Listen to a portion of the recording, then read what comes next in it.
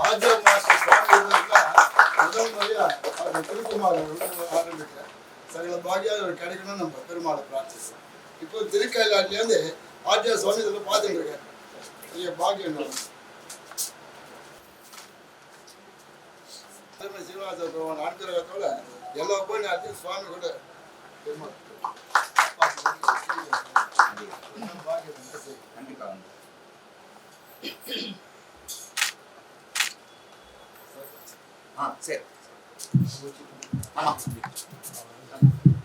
அறக்கட்டளையின் சார்பாகவும் எங்களின் முதன்மை முதல்வர் நிறுவனர் திரு ஆர் ஜனார்தனன் ஐயா சார்பாகவும் வரவேற்பதில் பெரும் மகிழ்வு அடைகிறேன். மாதங்களில் நான் மார்கழி என்று கீதையில் செய்யக்கூடிய தானமும் தர்மமும் என்ற தலைப்பில் ஆண்டாள் பாசுர மனம் கமழ ஸ்ரீ அரங்கன் கருணை உள்ளத்தை பொழிய தேன் சுவை தமிழிலும் சமஸ்கிருதத்திலும் திகட்டாத அரிய வேத பொக்கிஷமான கருத்துக்களை வாழ்வியலோடு நவரசம் ததும்ப உபன்யாசம் வழங்க வந்திருக்கும் ஸ்ரீ ஊவே ரங்கநாதன் சுவாமி அவர்களை அனைவரின் சார்பாகவும் வருக வருக என வரவேற்கிறேன்.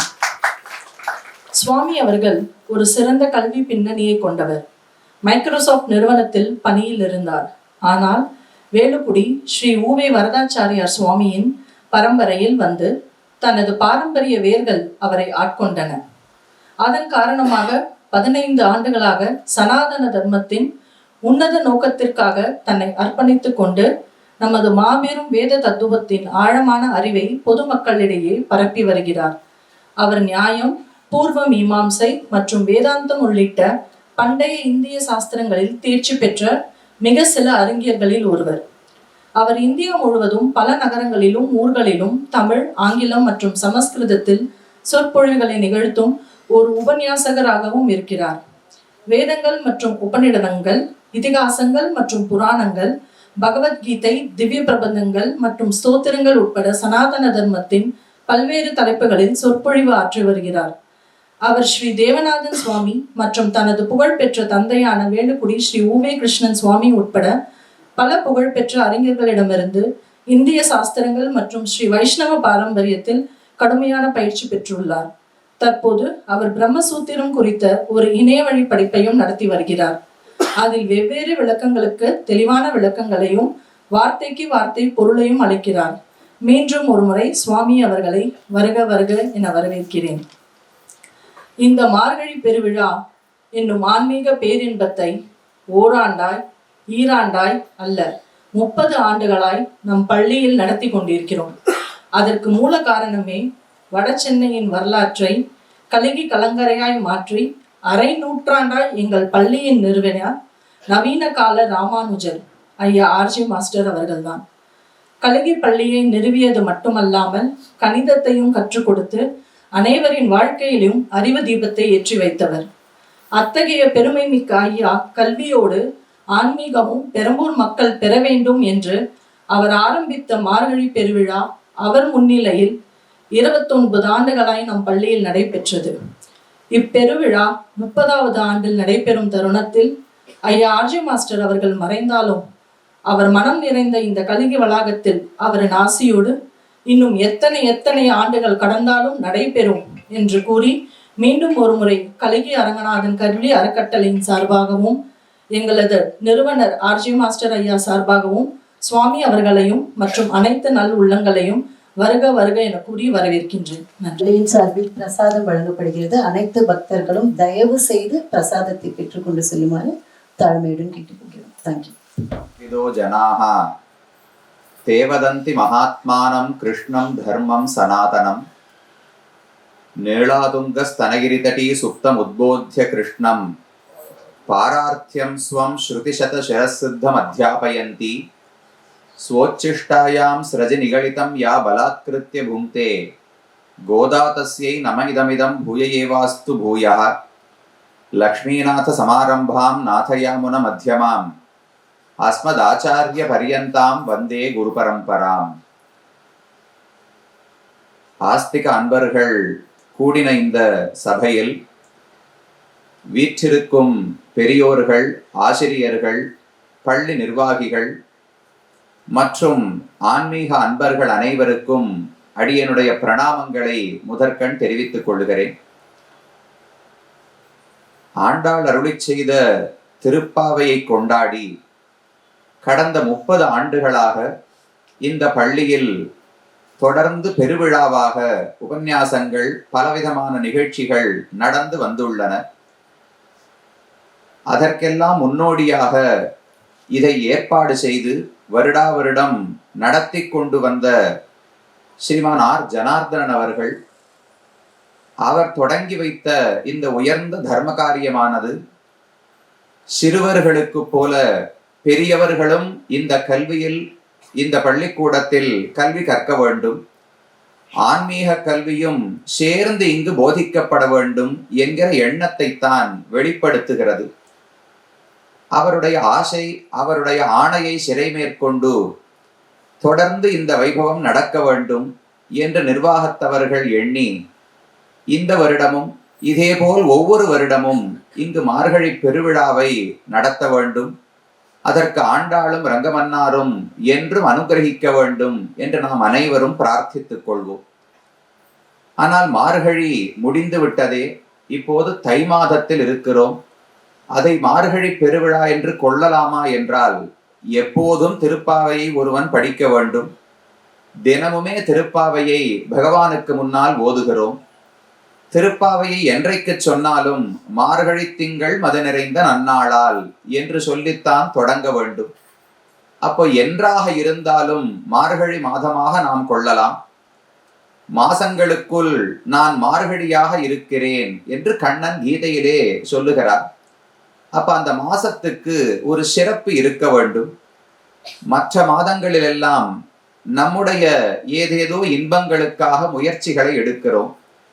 இந்த மாதத்தில் மட்டும்தான் விடியற்கால எழுந்திருந்து கோவிலுக்கு சென்று அங்கு பகவானை தரிசித்து அவர் முன்னால் ஆண்டாளுடைய பாசுரங்களை பாடி இன்புறுகிறோம். இத்தனை முயற்சி, ஆன்மீகத்தில் ஈடுபாடு நமக்கு ஏற்படுவதற்கு இந்த மாசம் காரணமாக ஆகிறது. அதனால்தான் ஆண்டாள் நன்னாள் என்று கொண்டாடுகிறாள். நல்ல நாள் என்று சொன்னால் அது என்ன, சுவாதி நட்சத்திரம் இருக்கணுமா, திருவோண நட்சத்திரம் இருக்கணுமா, எந்த மாசம் இருக்க வேண்டும் என்பதை பற்றி ஆண்டாளுக்கு கவலை இல்லை. கண்ணனை தரிசிக்கும் பாக்கியம் என்றைக்கு கிடைக்கிறதோ அதுதான் நல்ல நாள் என்று ஆண்டாளுக்கு எண்ணம். அப்படிப்பட்ட நாள் நமக்கு இன்றைக்கு அமைந்திருக்கிறது. அதனால இன்றும் மார்கழி என்று கொள்ளலாம். என்றும் மார்கழி மாதம்தான். வேடிக்கையாக சொல்வார்கள், முன்காலத்தில் ஸ்ரீவில்லிபுத்தூரில் திருவாடிப்பூரத்துக்கு 10 நாள் உற்சவம் நடைபெறும். இப்போதும் தொடர்ந்து நடைபெற்று வருகிறது. அதுல கடைசி நாள் தேர், பெரிய ரதோத்சவம். ஆண்டாளும் ரங்கமன்னாரும் பெரிய தேரிலே எழுந்தருளி வீதியிலே பவனி வருவார்கள். அந்த காலத்தில் தேரை இழுப்பதற்கு அத்தனை பேர் இருக்க மாட்டார்கள். அதனால் தேர் நிலைக்கு வருவதற்கே சில சமயங்களில் 2 நாட்கள் 3 நாட்கள் கூட ஆகுமா. இப்போதெல்லாம் நிறைய விசை எந்திரங்கள் இருக்கின்றன. அந்த எந்திரங்களை வச்சு தள்ளுகிறோம், இழுக்கிறோம். கார்த்தால 7 மணிக்கு புறப்பட்டால் 11 மணி 12 மணிக்குள்ளே தேர் நிலைக்கு வந்து விடுகிறது. ஆனா அந்த காலத்தில் மக்கள் பலத்தால் தான் இழுக்க வேண்டும். அப்ப தேர் நிலைக்கு வருவதற்கே பல நாட்கள் ஆகிவிடும். அதுவரை ஆண்டாளும் ரங்கமன்னாரும் தேரிலேயே இருப்பார்கள். அர்ச்சக சுவாமிகள் மட்டும் இறங்கி ஏறி பகவானுக்கு நைவேத்தியத்தை சமர்ப்பித்து அங்கேயே திருவாராதனம் செய்து கூடவே இருப்பார்களாம். இப்படி 3 நாட்கள் கழித்து ஆண்டாளும் ரங்கமன்னாரும் திரும்பவும் ஆஸ்தானத்துக்கு வருவார்கள். தேர் உற்சவம் முடிந்துதான் சாற்றுமறை நடக்க வேண்டும். 10 நாள் உற்சவம்னு சொன்னால் திரு ஆடி மாசம் பூர நட்சத்திரத்தில் 10வது நாள் உற்சவம் முடிய வேண்டும். அப்படிதான் கணக்கு போட்டு உற்சவத்தை அமைத்திருப்பார்கள். திடீரென்று 9வது நாள் நடக்க வேண்டிய தேர் உற்சவம் 3 நாட்களுக்கு நீடித்து விட்டதென்றால் அப்ப திரும்ப ஆண்டாள் வர அன்னைக்கு பூர நட்சத்திரமே இருக்காது. 2 நாள் தாண்டி போய் விட்டதே. அன்னைக்கு ஆடி மாசம் பூர நட்சத்திரமே இருக்காது. சில வருஷங்களில் ஆடி மாசமே மாறி அடுத்த மாதம் கூட வந்திருக்கலாம். ஆனாலும் என்ன வழக்கம் என்றால், தேர் உற்சவம் முடிந்து ஆண்டாள் நேர தன்னுடைய அவதார ஸ்தலம், ஆண்டாள் சன்னதிக்கு, வடபத்திரசாயி சன்னதிக்கு போறதுக்கு முன்னாடி இடது பக்கத்திலே ஒரு நந்தவனம், பெரியாழ்வாருடைய தோட்டம் இருக்கிறது. அங்குதான் ஆண்டாள் அவதரித்தாள். அந்த அவதார ஸ்தலத்துக்கு எழுந்தருளி ஆண்டாளுடைய பாசுரங்களை சேவித்து, திவ்ய பிரபந்தங்களை சேவித்து முடிப்பார்கள். முடிக்கும் போது நாள் பாசுரம் என்று ஒரு பாசுரத்தை சேவிப்பதுண்டு. அந்த பாசுரத்தை மணவாள மாமுனிகள் தன்னுடைய உபதேச ரத்தின மாலையிலே பாடியிருக்கிறார். இன்றோ திருவாடிப்பூரம் எமக்காகவன்னோ இங்காண்டாள் அவதரித்தாள் குன்னாத வாழ்வான வைகுந்த வான்போகம் தன்னை இகழ்ந்து ஆழ்வார் திருமகளாராய் என்று அவர் பாடுகிறார். மற்ற யாருக்கும் இல்லாத ஒரு பெருமை ஆண்டாளுக்கு, கோதை நாச்சியாருக்கு உண்டு. மற்ற எல்லா ஆழ்வார்களும் நம்மை போல் இந்த உலகத்தில் இருந்த ஜீவாத்மாக்கள் தான். ஆண்டாள் ஒருத்திதான் வைகுந்தத்திலிருந்து நமக்காக இறங்கி வந்தவள். நம்மாழ்வாரோ திருமங்கையாழ்வாரோ முதலாழ்வார்களோ நம்மை போன்ற ஜீவாத்மாக்கள், சம்சாரத்தில் கட்டுப்பட்டு இருந்தவர்கள். அவர்களுக்கு பகவான் விசேஷமாக அனுகிரகம் செய்து நல்ல ஞானம், ஒப்பற்ற பக்தி, இது அனைத்தையும் அருளினார். அதை கொண்டு பாசுரங்களை பாடினார்கள். ஆனா ஆண்டாள் மட்டும்தான் பூதேவி நாச்சியாருடைய அவதாரம் தானே. அப்ப குன்றாத வாழ்வான வைகுந்த வான்போகம், என்றைக்கும் குறைவில்லாத ஆனந்தத்தில் வைகுந்தத்தில் இருந்தவள், குழந்தைகளான நாம் கஷ்டப்படுவதை பார்த்து பொறுக்க முடியாமல் அங்கிருந்து கீழே இறங்கி வந்து இந்த உலகத்தில் துன்பத்தை அனுபவித்தாளோ இல்லையோ. பகவானை விட்டு பிரிந்து வருவது என்பது எப்பேற்பட்ட துன்பம். நமக்கே ஒருவரை மிகவும் பிடிக்கும், ரொம்ப நெருக்கமானவர் என்றால், அவர் திடீர்னு ஊருக்கு புறப்பட்டு போய்விட்டார், இல்ல சின்ன வயசுல இருந்து வந்த நண்பன் கல்லூரி படிப்பு முடிஞ்ச உடனே அவர் வேற ஊருக்கு போறார், நாம வேற ஊருக்கு போறோம்னா மனசு கஷ்டமா இருக்கும். ஆண்டாளுக்கு கண்ணனை விட்டு விட்டு வைகுந்தத்திலிருந்து கீழே இறங்கி வர வேண்டும் என்றால் அது எவ்வளவு வருத்தமான ஒரு செயலாக இருந்திருக்க வேண்டும். ஆனாலும் வந்தாள், எமக்காகவன்னோ இங்காண்டாள் அவதரித்தாள்னு தெரிவிக்கிறார். அவள் அவதரித்தது திருவாடிப்பூரம். பாசுரம் என்ன இருக்கு? இன்னோ திருவாடிப்பூரம், இன்றுதான் ஆடி மாசத்தில் பூர நட்சத்திரம்னு பாசுரம் இருக்கிறது. ஆனா இந்த பாசுரத்தை என்னைக்கு சேவிக்கிறார்களோ ஓதுகிறார்களோ அன்னைக்கு ஆடிப்புறமாவே இருக்காது. தேர் தான் 3 நாள் நடந்ததே. தேர் ஒரு நாள் முடிந்திருந்தா கடைசி நாள் ஆடிப்புறமா இருக்கும். தேரே பல நாட்கள் நடந்தால் ஆடி மாசம் மாறி பூர நட்சத்திரம் மாறி ஏதோ ஒரு நட்சத்திரத்தில் தான் ஆண்டாள் தன்னுடைய அவதார உற்சவத்தை கொண்டாடுவாள். ஆனாலும் பாசுரம் சொல்லும் போது இன்றோ திருவாடிப்பூரம் என்றுதான் சொல்ல வேண்டும். நேற்றோ 2 நாள் முன்னாடிக்கு திருவாடிப்பூரம் நான் சொல்ல முடியும். என்னைக்கு ஆண்டாளுக்கு முன்னால் நின்று அவள் கடாட்சத்தை பெறுகிறோமோ அன்று திருவாடிப்பூரம். நமக்கு என்னைக்கு ஆண்டாள் அவதரித்து அனுகிரகித்தாளோ அன்று நல்ல நாள். அதை போல இன்றைக்கு நமக்கு தை மாதமாக இருந்தாலும் ஆண்டாளுடைய பாசுரங்களை பார்க்க போகிறோம், அவள் சொன்ன கருத்துக்களை உணரப் போகிறோம் என்றால் இதுவும் மார்கழி மாசம் என்றே கொள்ளலாம். நமக்கு நல்ல விஷயங்களை சொல்லிக் கொடுக்கக்கூடிய மாசம், கிருஷ்ண பக்தியை வளர்த்து கொடுக்கக்கூடிய மாசம், சத்துவகுணத்தை ஓங்கி நிற்க வைக்கக்கூடிய மாசம். ரஜோகுணத்தையும் தமோகுணத்தையும் கட்டுப்படுத்தி சத்துவகுணத்தை நம் மனதில் வளர்த்து கொண்டால்தான் பகவானை நெருங்க முடியும். அதற்கு இந்த மாதம் வழிவகுக்கிறது. அதனால உயர்ந்தது என்று கொண்டாடுகிறார்கள். நாம் அந்த கணக்கில் இன்றைக்கு எந்த நாளாக நட்சத்திரமாக வேண்டுமானாலும் இருக்கட்டும், ஆனால் ஆண்டாளுடைய பாசுரங்களை கொண்டு ஒரு புதிய கண்ணோட்டம். ஆண்டாள் பாசுரங்களில் பக்தி சொல்லப்பட்டுள்ளது. ஆண்டாள் பாசுரத்தில் என்னென்ன பகவானுடைய பெருமைகள் உண்டோ அனைத்தும் சொல்லப்பட்டுள்ளன. நாம சங்கீர்த்தனத்தினுடைய வைபவம் விடாமல் ஆண்டாள் திருப்பாவை முழுவதும் பாடுவோம் பாடுவோம் பாடுவோம் எத்தனை பாசுரங்களில் தெரிவிக்கிறாள்.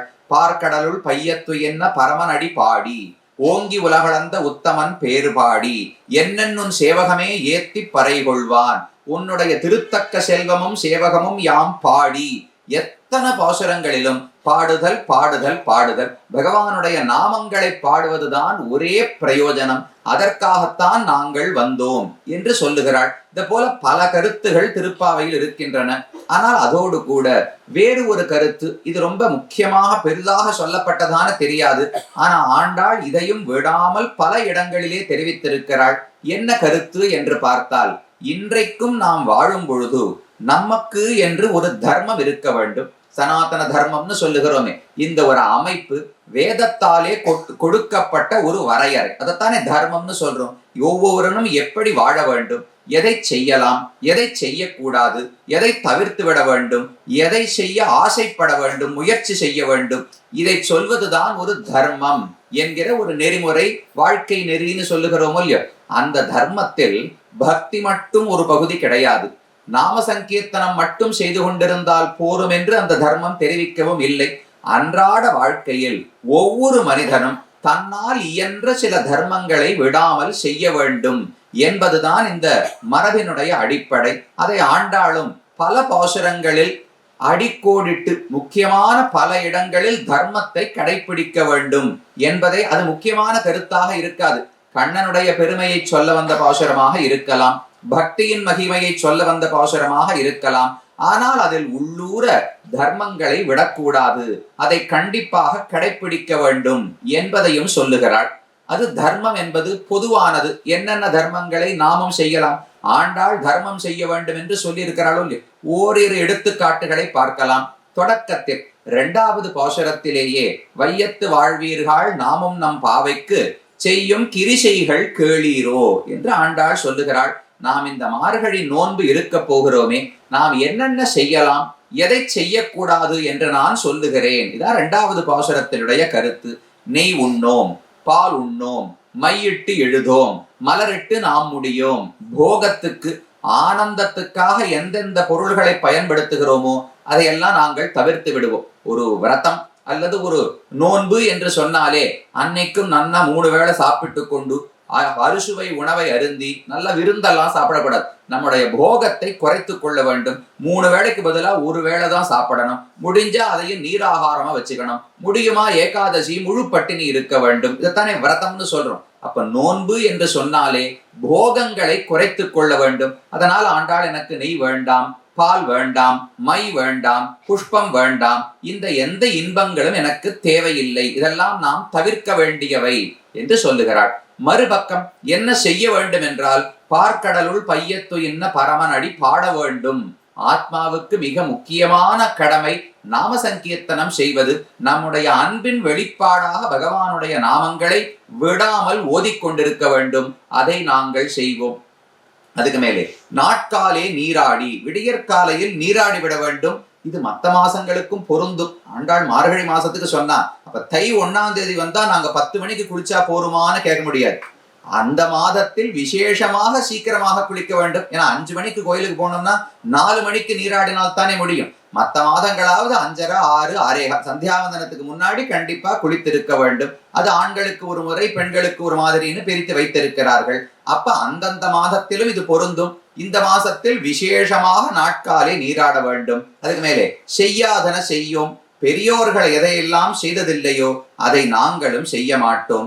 தீக்குறளை சென்று ஓதோம். ஒருவர் செய்த குற்றத்தை மற்றவர்களிடத்துல போய் சொல்லி காட்டவே மாட்டோம். இதெல்லாம் பண்ணக்கூடாது. ஐயமும் பிச்சையும் ஆந்தனையும் கைகாட்டி உய்யுமாறெண்ணி உகந்து என்று ஆண்டாள் பாடுகிறாள். ஐயம் பிச்சை என்று 2 விதம். இது 2மே தானத்தினுடைய 2 வகைகளாக சொல்லப்படுகின்றன. அப்ப பொதுவாக தர்மங்கள் என்பவை சாஸ்திரத்துல வெவ்வேறு விதமான தர்மங்கள். கிரகஸ்தன் என்னென்ன செய்ய வேண்டும், பிரம்மச்சாரி எப்படி நடந்து கொள்ள வேண்டும், அரசன் எப்படி நடக்க வேண்டும், இப்படி பிரித்து கொடுத்திருக்கிறார்கள். அந்த தர்மங்களை பற்றியும் நாம் பொதுவாக தெரிந்து கொள்ள வேண்டும். அதுல விசேஷமாக ஆண்டாளே குறிப்பிட்டு சொன்ன ஒரு தர்மம் ஐயமும் பிச்சையும் ஆந்தனையும் கைகாட்டி, முடிந்தவரை தானம் செய்ய வேண்டும் என்று ஆண்டாள் தெரிவிக்கிறாள். அதுல 2 சொற்களை பயன்படுத்துகிறாள். ஐயம் என்று ஒன்று. ஐயம்னு சொன்னாலும் தானம் என்றுதான் பொருள், பிச்சை என்று சொன்னாலும் தானம் என்றுதான் பொருள். எதுக்கு 2 சொற்களை வைத்தாள் என்றால், ஒரு சின்ன வேறுபாடு பொருளில் இருக்கிறது. பிச்சை என்பது சம்ஸ்கிருதத்துல பிக்ஷா என்று சொல்றோமோ இல்லையோ, பிக்ஷை என்பதனுடைய தமிழாக்கம் தான் பிச்சை. பிக்ஷா என்பது எந்த இடத்துல கேள்விப்படுகிறோம்? ஒரு பிரம்மச்சாரி தான் பணம் சம்பாதிக்க முடியாது, சந்நியாசி தான் பொருள் ஈட்ட முடியாது. இவர்கள் 2 பேரும் எப்படி உணவருந்த வேண்டும், எப்படி வாழ வேண்டும்னு கேட்டால் பிக்ஷாட்டனம்.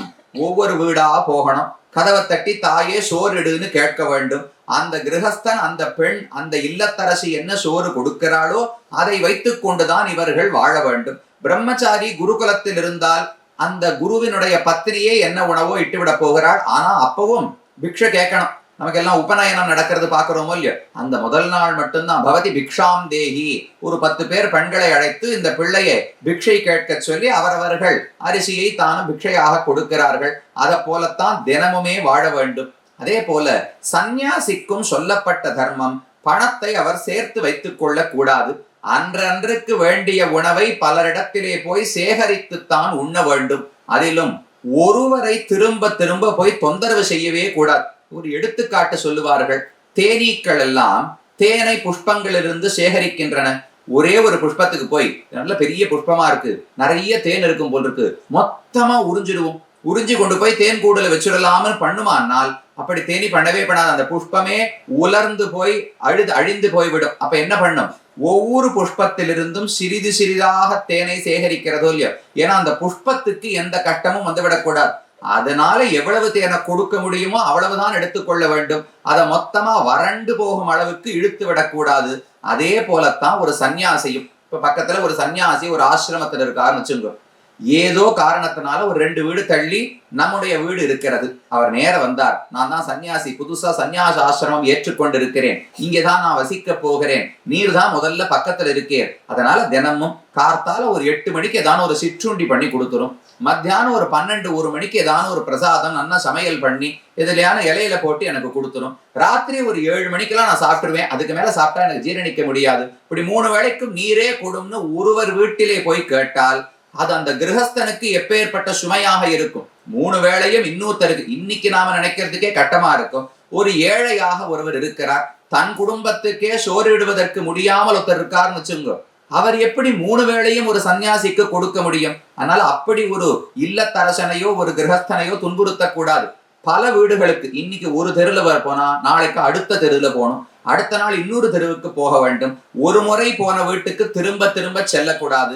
சிறிது சிறிதாக சேகரித்துத்தான் அதை ஒரு சன்னியாசி உண்ண வேண்டும். அப்ப சன்னியாசியும் பிக்ஷை எடுத்துத்தான் வாழ வேண்டும், பிரம்மச்சாரியும் பிக்ஷை எடுத்துத்தான் வாழ வேண்டும். அவர்களுக்கு தானம் கொடுப்பதைத்தான் பிச்சை என்று ஆண்டாள் இந்த இடத்திலே குறிப்பிடுகிறாள். அப்ப ஐயம் என்று சொன்னால் என்னவென்றால், கிரகஸ்தர்கள் இல்லத்து வாழ்க்கையில் மனை வாழ்க்கையில் இருப்பவர்களே சில சமயம் சம்பாதிக்க முடியாமல் கட்டப்படலாமோ, ஏழைகளாக இருக்கலாம். அப்படி கல்யாணம் ஆனவர்களுக்கும் பல இடங்கள்ல தானத்தை நாம் கொடுக்கிறோம், அதுக்கு ஐயம் என்று பெயர். பிரம்மச்சாரிகளுக்கும் சன்னியாசிகளுக்கும் கொடுத்தா பிச்சை, இல்லத்தில் மனை வாழ்க்கையில் இருப்பவர்களுக்கு திருமணம் ஆனவர்களுக்கு கொடுப்பதற்கு ஐயம் என்று பெயர். இந்த 2ஐயும் கொடுக்க வேண்டும். ஐயமும் பிச்சையும் ஆந்தனையும் கைகாட்டி. ஆந்தனையம்னு சொன்னால் நம்மால் முடிந்தவரை கொடுக்க வேண்டும். அவனவனுக்கு ஏதோ சில வரைமுறைகள் இருக்கும். இப்ப நம்ம கிட்ட 100 ரூபாய் இருக்குன்னால் 100 ரூபாயும் கொடுத்தா அடுத்து நான் என்ன பண்றது? நான் இன்னொருத்தர் இடத்துல போய் கையேந்த வேண்டும், அதுல பிரயோஜனமே கிடையாது. அப்ப முதல் கட்டத்துல பார்த்தோம் என்றால் நம்மால் முடிந்தவரை மற்றவர்களுக்கு உதவ வேண்டும். நம்ம கிட்ட 100 ரூபாய் இருந்தா 10 ரூபாய் கொடுக்கலாம், நம்ம கிட்ட 1000 ரூபாய் இருந்தா 100 ரூபாய் கொடுக்கலாம். நம்மால் இயன்றவரை கொடுக்க வேண்டும், ஆந்தனையும் கைகாட்டி என்று ஆண்டாள் தெரிவித்தாள். ஆனா இன்னும் யோசித்து பார்த்தால் ஆண்டாள் அப்படியா சொல்லுவா? யாரோ ஒருத்தர் அவர் தேவை என்று வந்து நம்ம இடத்துல கையேந்துகிறார் என்றால், அப்ப எங்கிட்ட 100 ரூபாய் இருக்கு, அதுல நான் 10 ரூபாய் தான் கொடுக்க முடியும், நீர் இன்னொரு 4 பேர் இடத்துல போய் பிச்சை எடுத்துக்கொள்ளும்னு சொல்லவே கூடாது. எங்கிட்ட 100 ரூபாய் இருக்குன்னால் அவர் படுகிற கஷ்டத்தை பார்த்து 100 ரூபாயும் கொடுத்து விட்டு நானும் கஷ்டத்தை அனுபவித்தாலும் பரவாயில்லைன்னு நினைக்கணுமா. அந்த அளவுக்கு வைராக்கியம் வந்தால்தான் உண்மையில் தானம் சிறக்கிறது என்று பொருள். அப்ப ஆந்தனையும் கைகாட்டி என்று சொன்னால் நம்மால் கொடுக்க முடிந்தவரை கொடுக்க வேண்டும்னு பொருள் கிடையாது. அவர் எவ்வளவு பெற்றுக்கொள்ள தயாராக இருக்கிறாரோ அவ்வளவு கொடுக்க வேண்டும் என்று தெரிவிப்பார்கள். சூரிய வம்சம், ராமனுடைய குலம் இக்ஷ்வாக்கு வம்சம்னு சொல்லுகிறோம் இல்லையோ, அதுல ஒரு பெரிய அரசன் இருந்தார். அவருக்கு நிறைய தானம் செய்வதில் ஆசை உண்டு. ஒரு நாள் ஒரு யாகம் செய்தார். அந்த யாகத்தினுடைய நிபந்தனை என்னவென்றால், தன்னுடைய சொத்து அனைத்தையும் பிரித்து எல்லாருக்கும் தானம் கொடுத்து முடித்து விட வேண்டும். அதுக்கு மேல அவருக்கு சொத்தே இருக்கக்கூடாது. இந்த யாகத்தை முடிக்கும் பொழுது தன் சொத்து அனைத்தையும் பிரித்து மற்றவர்களுக்கு தானம் கொடுத்து விட வேண்டும். அதை போல அனைத்தையும் கொடுத்து முடித்து விட்டார். இவர் முடித்த சமயத்துக்கு வேறு ஒரு பிராமணர் வந்து இவர் இடத்துல கேட்டார், எனக்கு ஒரு 2000 பசுமாடுகள் வேணுமே, சட்டுன்னு நான் ஒருத்தருக்கு தானம், என்னுடைய குருவுக்கு தட்சிணை கொடுக்க வேண்டும், அதுக்கு எனக்கு ஒரு 2000 மாடுகள் வேணும், நீர் தான் கொடுக்கணும்னு அவர் கேட்டார். அரசனிடத்துல ஒரு மாடு கூட மிச்சம் கிடையாது, அனைத்தையும் கொடுத்து முடித்து விட்டார். கொடுக்க மாட்டேன்னு சொல்லுவதற்கு, இல்லை என்று சொல்லுவதற்கு அரசனுக்கு மனம் இல்லை. அதனால் அந்த ரிஷியை ஒரு நாள் தங்க சொன்னார். தங்க சொல்லிவிட்டு ராத்திரி தன்னுடைய படை தளபதிகளை எல்லாம் அழைத்தாராம். அழைத்து, எதுக்கு இப்ப சண்டைக்கு போக போறோமா, என்ன பண்ணணும்னா, ஆமா குபேரனுடைய பட்டணம் அலகாபுரின்னு இருக்கிறதே, அதை படையெடுத்து குபேரனை வென்று அவனுடைய பணங்காசை எல்லாம் எடுத்து இந்த ரிஷிக்கு நான் தானம் கொடுக்க வேண்டும்னு அந்த அரசன் திட்டம் போட தொடங்கினார். எல்லாம் பயந்தே போனார்கள். பணம் இருந்தா தானம் கொடுக்கலாம், ஒருத்தர் கேட்டு வந்திருக்கிறார் என்பதற்காக பணத்தை சம்பாதிக்க போவோமா? நாம யாரும் அப்படி பண்றதே கிடையாது. கையில இருந்தா கொடுக்க போறோம், கையில இல்லையா இல்லை என்று சொல்லிவிட போகிறோம். ஐயோ, ஒருவர் கேட்டு விட்டாரே, அவர் என்ன கஷ்டத்துல இருப்பாரோ, அப்ப நம்மால இப்போது இல்லாவிட்டாலும் பணத்தை சம்பாதித்தாவது அவருக்கு கொடுக்க வேண்டும்ங்கிற எண்ணம் வராது. அந்த அரசனுக்கு அவ்வளவு தானத்திலே ஈடுபாடு. அதற்கு எந்த நிலைக்கு போனார்? குபேரனோடு சண்டைக்கு, அவர் தானே செல்வத்துக்கு அதிபதி, அவர்கிட்ட தான் நிறைய இருக்கு. அதனால அவருக்கு சண்டையிட்டு தோற்கடித்து செல்வத்தை பெற்று வர வேண்டும் என்று திட்டமிட்டார். திட்டமெல்லாம் போட்டு ராத்திரி உறங்கச் சென்றார்கள். அடுத்த நாள் கார்த்தால இவர்களுடைய என்ன நிதி அரசர் ஒருத்தர் இருப்பாரோ இல்லையோ, அந்த ராஜ்யத்துல நிதிக்கெல்லாம் அத்தியட்சராக ஒருத்தர் இருப்பார். அவர் ஓடி வந்தார். அரசே, நம்முடைய கஜானா எல்லாம் முழுக்க தங்க காசால நிரம்பி இருக்கிறதுன்னு சொன்னார். இப்படி நம்ம இன்னும் சண்டைக்கே போகலையேனால் குபேரன் அருளி விட்டான். ஒருத்தருக்கு உதவுவதற்காக இவ்வளவு தூரம் சண்டையிடுவதற்கே தயாராக இருந்தால் அந்த அரசனுடைய ஈடுபாடை மெச்சி குபேரனே அவனுடைய செல்வம் அனைத்தையும் நிரப்பி விட்டாராம். அந்த அரசனும் எடுத்து தானம் கொடுத்தான் என்று புராணங்களில் ராமனுக்கு முன்னோடி மாந்தாதான் இருந்தார். அவரை பற்றி ஒரு கதை சொல்லப்படுகிறது. அப்ப ஆந்தனையும் கைகாட்டி என்று ஆண்டாள் சொல்லுவது நம்மால் முடிந்தவரை என்பது முதல் கட்டம். 100 ரூபாய் இருந்தா 10 ரூபாய் கொடுக்கணும், இது நியாயம்னு படும். 100 ரூபாய் கையில் இருந்தால் அவருக்கு 100 ரூபாய் தேவைப்பட்டால் 100ஐயும் கொடுத்து விட்டு நாம் பட்டினி கிடக்க வேண்டும். இது மிக உயர்ந்த தானம் என்று சொல்லப்படுகிறது. தானத்தில் பல விதங்கள் உண்டு. தானத்துக்கென்று பெருமைகள், என்னென்ன பொருளை கொடுக்கலாம், யாரிடத்துல கொடுக்கலாம், இதை போல பல நிபந்தனைகள் சாஸ்திரத்திலே சொல்லப்படுகின்றன. அப்ப நாம் இன்னைக்கு என்ன தானம் பண்றோமான்னு யோசித்துத்தான் பார்க்க வேண்டும். இன்னைக்கு அதற்கான சூழலே இல்லை. பல விஷயங்கள் வீதியில சாதாரணமா ஆடு மாடு கோழி எல்லாம் பார்த்துட்டு இருந்தோம் கிராமத்தில் இருக்கும் பொழுது. இன்னைக்கு அதெல்லாம் கிடையாது. எல்லாத்தையும் எடுத்துட்டு போய் ஒரு இடத்துல அடைச்சு வச்சிடறோம். ஏதான ஒரு வீட்டுல சோறு மிச்சம் இருக்கிறதுனா கூட ஒரு மாட்டுக்கோ ஒரு ஆட்டுக்கோ நாய்க்கோ போட முடியாது. எது இருந்தாலும் பிடிச்சு கொண்டு எங்கேயோ அடைச்சு வச்சிடறோம். அதே போல யாரோ 4 பேர் நாம குறைச்சுட்டோம் இல்லையோ, கொடுப்பதை குறைத்ததுனாலே பெறுபவர்கள் குறைந்தார்களா, இல்ல பெறுபவர்கள் குறைந்ததுனால நாம கொடுக்கறத நிறுத்திட்டோமா தெரியாது. ஆனா அயோத்தியில அப்படித்தான் இருப்பார்களாம். கம்பர் தசரதன் ஆண்டு வந்த அயோத்தி எப்படி இருக்கும் என்று முதல்ல கம்பராமாயணத்துல வர்ணிக்கிறார். அதுல ஒரு இடத்துல அயோத்தியை ரொம்ப தாழ்த்தி பேசுகிறார். இந்த ஊர்ல ஒருத்தர் கூட கொடை வள்ளல்களே கிடையாது, யாருமே தானமே கொடுப்பவர்கள் இல்லை என்று கம்பர் கூறினார். நமக்கு ஆச்சரியமா இருக்கும். இப்படி தசரதனால் ஆளப்பட்ட அயோத்தியில் எவ்வளவு செல்வந்தர்கள் இருக்க வேண்டும், வாரி வழங்கக்கூடிய வள்ளல்கள் இருக்கணுமே, ஏன் ஒருவருமே இல்லைன்னு கேட்டால் அவர் வேணும்னு மாத்தி சொன்னார். முதல் வார்த்தை சொன்னது கொடுப்பார்கள் இல்லை, இந்த ஊர்ல தானம் கொடுப்பவர்களே இல்லைன்னு குறை சொல்வது போல சொன்னார். ஏன் இல்லைன்னு காரணத்தை சொல்லும் போது கொள்வார் இல்லாமை கொடுப்பார்களும் இல்ல மாதோன்னு தெரிவிக்கிறார். யாராவது தானம் வாங்குவதற்கு கையேந்து நின்றால் தானே இன்னொருத்தர் கொடுக்க முடியும். அயோத்தியில் எல்லாருமே செல்வந்தர்கள், பணத்தில் ஏற்றத்தாழ்வே கிடையாது. அப்ப யாருமே கையேந்தவில்லை, அதனால் யாருமே தானம் கொடுக்கவில்லை என்று தெரிவிக்கிறார். அந்த நிலை மிக உயர்ந்தது. ஆனால் அப்படி இல்லாத போது கண்டிப்பா தானத்தை யாரோ கேட்கத்தான் வேண்டும், நாம் அவர்களுக்கு கொடுக்க வேண்டும். அதற்கான சூழ்நிலையே குறைந்து போய்விட்டது. இன்னைக்கு எல்லாரும் என்ன பண்றோம், என்னென்னமோ நிறுவனங்கள் அறக்கட்டளைகள் வைத்து நடத்துகிறார்கள். அதுல நமக்கு ஏதோ பிறந்த நாள் வருது, இல்ல வேற ஏதோ தகப்பனாருக்கு திதி வருதுனால் உடனே இந்த கைபேசி இருக்கு, போறோம். வயதானவர்கள் முதியோர்கள் இல்லம், உடனே ஒரு 10,000 ரூபாய் கொடு. இல்ல ஏதோ ஒரு அனாதைகள் ஆசிரமம், இதோ 5,000 ரூபாய் கொடு, அன்னதானம் பண்ணிடு, முடிஞ்சு போச்சு. அன்னதானத்துக்கு நாம போறதும் கிடையாது, என்ன சோறு சமைக்கப்பட்டதுன்னு பாக்குறதும் கிடையாது, அதை நம்ம கையால எடுத்து பரிமாறுவதும் கிடையாது. பணத்தை மட்டும் அனுப்பிச்சுட்டு அன்னதானம் பண்ணேன், நான் அன்னதானம் பண்ணல, அறக்கட்டளை வைப்பவர் அன்னதானம் பண்றார், நான் அவருக்கு பண உதவி செய்திருக்கிறேன். அப்ப அந்த தர்மத்தை செய்ததன் பயன் எனக்கு வந்து விடாது. பணம் கொடுத்ததற்கு ஓரளவுக்கு பயனுண்டு, புண்ணியம் கிடையாதுன்னு சொல்லிவிட முடியாது. பண உதவி செய்ததற்கும் புண்ணியம் உண்டு. எல்லாராலையும் உடலால உழைக்க முடியுமான்னு தெரியாது. ஆனா இன்றைக்கு நாம் செய்து விட்டது எல்லாத்தையுமே நான் பண உதவியோடு நிறுத்தி விடுகிறேன். வேலை எல்லாம் வேற யாரான்னு ஒருத்தர் பாருங்க, என்னால இதைத்தான் முடியும்னு நிறுத்தி விடுகிறோமோ இல்லையோ, அது அந்த தர்மத்தை கடைபிடிக்கும் முறையே கிடையாது. வேடிக்கை, இதே திருப்பாவையில ஒரு பாசுரம் வரும். 3 வேளைகளும் யசோதை நன்னா தயிர் கடைவாளாம். திருமங்கையாழ்வார் அதை பத்தி சிறிய திருமடலிலே பாடுகிறார். கண்ணன் வெண்ணெய் திருடி சிக்கி கொண்டார்.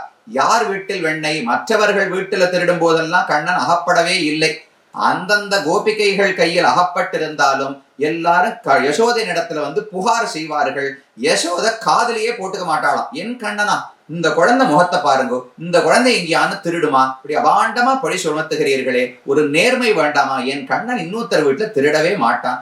எங்க வீட்டுல இல்லாத வெண்ணையா உங்ககிட்ட இருக்கு, நான் அவன் ஏன் திருட வேண்டும், எங்கள் வீட்டுல இவ்வளவு இருக்கேன்னு யசோதை சொல்லிவிடுவாள். யார் சொன்ன புகாரையும் கேட்டுக்கொள்வதே கிடையாது. கண்ணன் நல்லவன்னு உண்மையாக நம்பிக்கொண்டிருந்தாள். ஒரு நாள் இவளே தயிர் கடைந்தாளாம். ஏறார் இடைநோவ எத்தனையோர் போதுமாய் சீரார் தயிர் கடைந்து வெண்ண திரண்டதனை வேறார் முதல் மடவாள் வேறோர் கலத்திட்டு இவளே அமர்ந்து தயிர் கடைந்தாளாம். கடைந்து வெண்ணையை எடுத்து அதை ஒரு பானையில போட்டு மேல உரியிலே ஏற்றி வைத்து விட்டு எங்கேயோ வெளியே சென்றாள். இவள் போய்விட்டு வருவதற்குள்ள கண்ணன் அனைத்தையும் சாப்பிட்டு முடித்து விட்டார். கையும் களவுமாக சிக்கிக் கொண்டார். தாம்போடு சேர்த்து தாமோதரனாக உரலிலே கட்டினாள் என்று சரித்திரம் பார்க்கிறோமோ இல்லையோ. அதுல ஒரு கேள்வி வரும், எதற்கு யசோதை கடைய வேண்டும்? நமக்கே கொஞ்சம் பணம் காசு வந்துடுத்துன்னா யாரான ஒருத்தர வேலைக்கு வச்சிடறோம். பெருக்கிறது கிடையாது, துடைக்கிறது கிடையாது. உடனே பெண்களுக்கு மட்டும் சொல்றேன்னு நினைக்க வேண்டாம், ஆண்களுக்கும் எத்தனையோ காரியங்களை மற்றவர்கள் இடத்துல கொடுத்துடுறோமோ இல்லையோ. காய்கறி வாங்கிட்டு வரதுக்கு வெளியில போறது கிடையாது, ஏதோ இலையிலேயே சாப்பிட்றது கிடையாது. இலையில சாப்பிடணும்னாலும் வாங்கறதுக்கு வெளியில போகணும். இன்னைக்கு எல்லாம் வீட்டு வாசலுக்கு வந்து விடுகிறது. அப்ப வேலை பணம் வந்தாலே உடனே வேலைக்காரர்கள் வச்சிடறாளோ இல்லையோ. யசோதையும் அதை போல யாரான ஒரு கோபிகையை நியமித்து இவள் தான் என் வீட்டில் தயிர் கடைய வேண்டும்னு சொல்லி இருக்கலாமே. ஆனா பாசுரம் எப்படி இருக்கு? யசோதை தானே கடைந்தாள் என்று பாசுரம் இருக்கிறது. இந்த சந்தேகம், ஏன் யசோதை கடைய வேண்டும்? வேறு யாரையாவது வைத்து கடையலாமே என்றால் தர்மத்தை அவனவன்தான் செய்ய வேண்டுமே தவிர ஆள் வைத்து தர்மத்தை செய்து முடிக்க முடியாது. ஒரு பிராமணர், அவருக்கு சந்தியாவந்தனம் பண்ணணும்னு வச்சுங்களேன். இன்னைக்கு எனக்கு கொஞ்சம் வேலையா இருக்கு, 6 மணிக்கு அதனால ஒரு 100 ரூபாய் ஒருத்தருக்கு அனுப்பிச்சிட்டேன், எனக்கு பதிலாக அவர் சந்தியாவந்தனம் பண்ணி விடுவார்னு சொல்ல முடியுமா? எனக்கு இன்னைக்கு பகவானை சேவிக்கணும்னு ஆசையா இருக்கு, கோவிலுக்கு போறது வசதிப்படல, இங்கிருந்து புறப்பட்டா 1 மணி நேரம் ஆறுது சுவாமி, பிரயாணத்துக்கே ரொம்ப நேரமாறுது. கோவிலுக்கு பக்கத்து வீட்டுல ஒருத்தர் இருக்கார், அவருக்கு 500 ரூபாய் அனுப்பிச்சுட்டேன், அவர் எனக்கு பதிலா பெருமானை சேவித்து விடுவார், அவர் ஆனந்தப்படுவார். நமக்கு எங்க ஆனந்தம் வரும்? நமக்கு எப்படி நிம்மதி வரும்? கடாட்சம் கிடைக்கும்? ஒரு நாளும் கிடைக்க முடியாது. தர்மத்தை செய்வதற்கு ஒரு வேலையாளை வைத்து ஒரு நாளும் செய்துவிட முடியாது. அவரவர்கள் தான் செய்ய வேண்டும். அந்த தர்மத்தை பல இடங்கள்ல தெரிவிக்கிறார். அப்ப தானம் பண்ணும் போது அதில் ஈடுபட்டு நாம நேரடியாக செல்ல வேண்டும். அதற்கான சூழ்நிலைகள் குறைந்து கொண்டிருக்கின்றன. அப்ப நாமும் எப்படி தானம் செய்யலாம்? சரி, தானம் செய்து விடுகிறோம்னு வச்சுப்போம். அதில் என்ன மனப்பான்மையோடு செய்ய வேண்டும், என்ன கண்ணோட்டம் இருக்க வேண்டும், எப்படி செய்தால் அது உயர்ந்த தானம் என்று கொண்டாடப்படுகிறது, எந்தெந்த பொருட்கள் சாஸ்திரத்துல இன்னென்ன பொருட்களை கொடுத்தால் சிறப்பு என்று சொல்லப்படுகிறது. அதுல எல்லா நிலைகளும் இருக்கும். மிக உயர்ந்த தானம் பூமி தானம். யாருக்காவது நிலத்தை நீ தானம் கொடுத்தாய் என்றால் அதுதான் உயர்ந்த தானம்னு சொல்லுகிறது. அதுக்காக நாமெல்லாம் உடனே நிலத்தை எழுதி வைக்க முடியுமா? யாரான அரசன் இருந்தால் அவர்கிட்ட நிறைய நிலம் இருக்க போகிறது, தானம் செய்யலாம். அப்படி குறைச்சுட்டே வருது. பூமி தானம், ஹிரண்ய தானம், வஸ்திர தானம், ஜலதானம், ஒவ்வொன்னா தண்ணீரை தானம் பண்ணலாம், அன்னம் தானம் பண்ணலாம். இதை போல பலவிதமான வழிகளை சொல்லி இதில் எதை செய்தாலும் சரி கொஞ்சமாவது தானம் பண்ணு. நீ பணத்தை சம்பாதித்து கொண்டு மட்டும் இருந்தாய் என்றால் அதை நல்ல வழியில் தர்மத்தில் செலுத்தாவிட்டால் அந்த பணம் நம்ம இடத்துல தங்கவே தங்கா. பணம் சுழன்று கொண்டே இருக்கணும். அதுக்கு வட்டிக்கு விடணும்னு சொல்லல, பணத்தை கொண்டு தர்ம காரியத்தை செய்யணும். அந்த தர்ம காரியத்தால தேவர்களுடைய நல்லவர்களுடைய ஆசீர்வாதம் கிடைக்கும். அதனால மறுபடியும் பணம் சம்பாதிக்கலாம். அந்த பணத்தை கொண்டு மறுபடியும் நல்ல காரியங்களை செய்ய வேண்டும். இப்படித்தான் இந்த சுழல். என்றைக்குமே செல்வத்தை கொண்டு நேரடியாக இன்பத்தை அடைந்தோம் என்றால் அது குறுகிய காலத்துக்குத்தான் இருக்கும். சம்ஸ்கிருதத்தில் ஒரு அழகான ஸ்லோகம் தெரிவிப்பார்கள். சின்ன குழந்தைக்கு படிச்சு சொல்லிக் கொடுக்கும் போதே, வித்யா ததாதி வினயம் வினயாத்யாதி பாத்திரதாம் பாத்திரத்வாது தனமாப்னோதி தனாத் தர்மம் தத சுகம் என்று அழகான சுபாஷிதம். சுபாஷிதம்னா யாரோ ஒருத்தர் இன்னைக்கோ எழுதி வச்ச ஒரு அழகான ஸ்லோகம். இது ஒரு அழகான படிக்கட்டை போட்டு காட்டுகிறது. கடைசியில சுகம். எல்லாரும் ஆசைப்படுவது இன்பம், சுகப்பட வேண்டும் என்பதைத்தான். அந்த சுகத்துக்கு வழி என்ன? செல்வம் வேண்டும். செல்வத்தை கொண்டு நேரடியாக சுகத்தை அடையலாமா? கூடாது. சரி, செல்வத்தை எப்படி அடைய வேண்டும் என்றால் திருடி பறிக்க முடியாது, ஏமாற்றி பெற முடியாது, நேர்மையாக சம்பாதித்து பெற வேண்டும். சம்பாதிக்கணும்னா அதற்கான தகுதி, அதற்கான பண்புகள் என்னிடத்தில் இருக்கணும். அப்ப என்னென்ன சொல்றது பாருங்க. முதல்ல வித்யா, கல்வி கற்பதுதான் மிகவும் முக்கியமானது. கல்வி நமக்கு என்ன செய்கிறது? உடனே நல்ல வேலையை கொடுக்கும். 12வது முடிச்சா நல்ல கல்லூரி, நல்ல கல்லூரியில படிச்சா உடனே உயர்ந்த வேலை, லட்சக்கணக்கில் சம்பளம் கிடையாது. கல்வியினுடைய பயன் பணிவுன்னு சொல்லுகிறது. வித்யா ததாதி வினயம். வினயம்னா பணிவு. கல்விதான் நமக்கு பணிவை கொடுக்குமா? பணிவு ஒருவனிடத்தில் இருந்தால்தான் அவன் செல்வத்தை பெறுவதற்கு தகுதி உடையவனாக ஆகிறான்னு சொல்லுகிறது. பணிவு இல்லாமல் கையில சட்டுன்னு செல்வம் வந்து விட்டதுன்னு வச்சுக்கோங்க, அப்ப ராவணனை போல கம்சனை போலத்தான் நாமும் இருப்போம். பணிவு வந்து விட்டு அதற்கு பிறகு செல்வம் வந்தால் அப்ப ஒரு உயர்ந்த விபீஷணனை போலவோ எத்தனையோ அரசர்கள் இருந்திருக்கிறார்களே. ராஜ ரிஷிகளாக பகவானிடத்தில் சிறந்த பக்தியோடு தர்மத்தில் ஈடுபாடோடு இருந்த அரசர்களும் உண்டு. தர்மத்தை விட்டு பாதை மாறி போய் தவறாக நடந்த அரசர்களும் உண்டு. என்ன வேறுபாடு என்றால், கர்வத்தோடு இருக்கும் போது செல்வம் வந்தா தவறான வழியில கொண்டு போயிடும். பணிவோடு இருக்கும் போது செல்வம் வந்தால் கடமையை உணர்ந்து நடந்து கொள்வார்கள். அப்ப கல்வி என்பது பணிவை கொடுக்கும். பணிவு இருப்பவனுக்குத்தான் செல்வம் வந்து சேரும். அந்த செல்வத்தை கொண்டு என்னென்னமோ வாங்கி கொள்ளுங்க, நல்ல பழம் வாங்கி சாப்பிடுறேன், நல்ல மாலை வாங்கி அணிந்து கொள்ளுகிறேன், நானே ஆனந்தப்படலாமேன்னு தோணும். அதை பண்ணாத. தனாது தர்மம், தனத்தை கொண்டு செல்வத்தை கொண்டு தர்ம காரியங்களை பண்ணு. அந்த தர்மத்தை பண்ண பண்ண உனக்கு புண்ணியம் சேரும். அந்த புண்ணியத்தின் விளைவாக உனக்கு சுகம் கிடைக்கும். நேரடியாக பணத்தை கொண்டு ஒரு பொருளை வாங்கி அதை அனுபவித்தேன் என்றால் அது ரொம்ப குறுகிய சுகம், சின்ன சுகமாகத்தான் இருக்கும், விரைவில் முடிந்து போய்விடும். நேர கையில 100 ரூபாய் இருக்கு, வெளியில போனேன், ஒரு கடையில போய் ஏதோ ஒன்றத்தை கொடுத்தேன், அவர் ஏதோ ஒரு நல்ல தின்பண்டம் அல்வாவோ ஏதோ ஒரு கேசரியோ கொடுத்தார், வாயில போட்டேன். இங்கிருந்து இங்க போற வரைக்கும் தான் அதோட சுவை. இந்த நாக்க தாண்டியாச்சுன்னா எந்த பொருளுக்கு எந்த சுவை, எப்பேற்பட்ட பொருள்கள்ல பண்ணப்பட்டிருந்தாலும் அதுல ஒரு பிரயோஜனமே கிடையாது.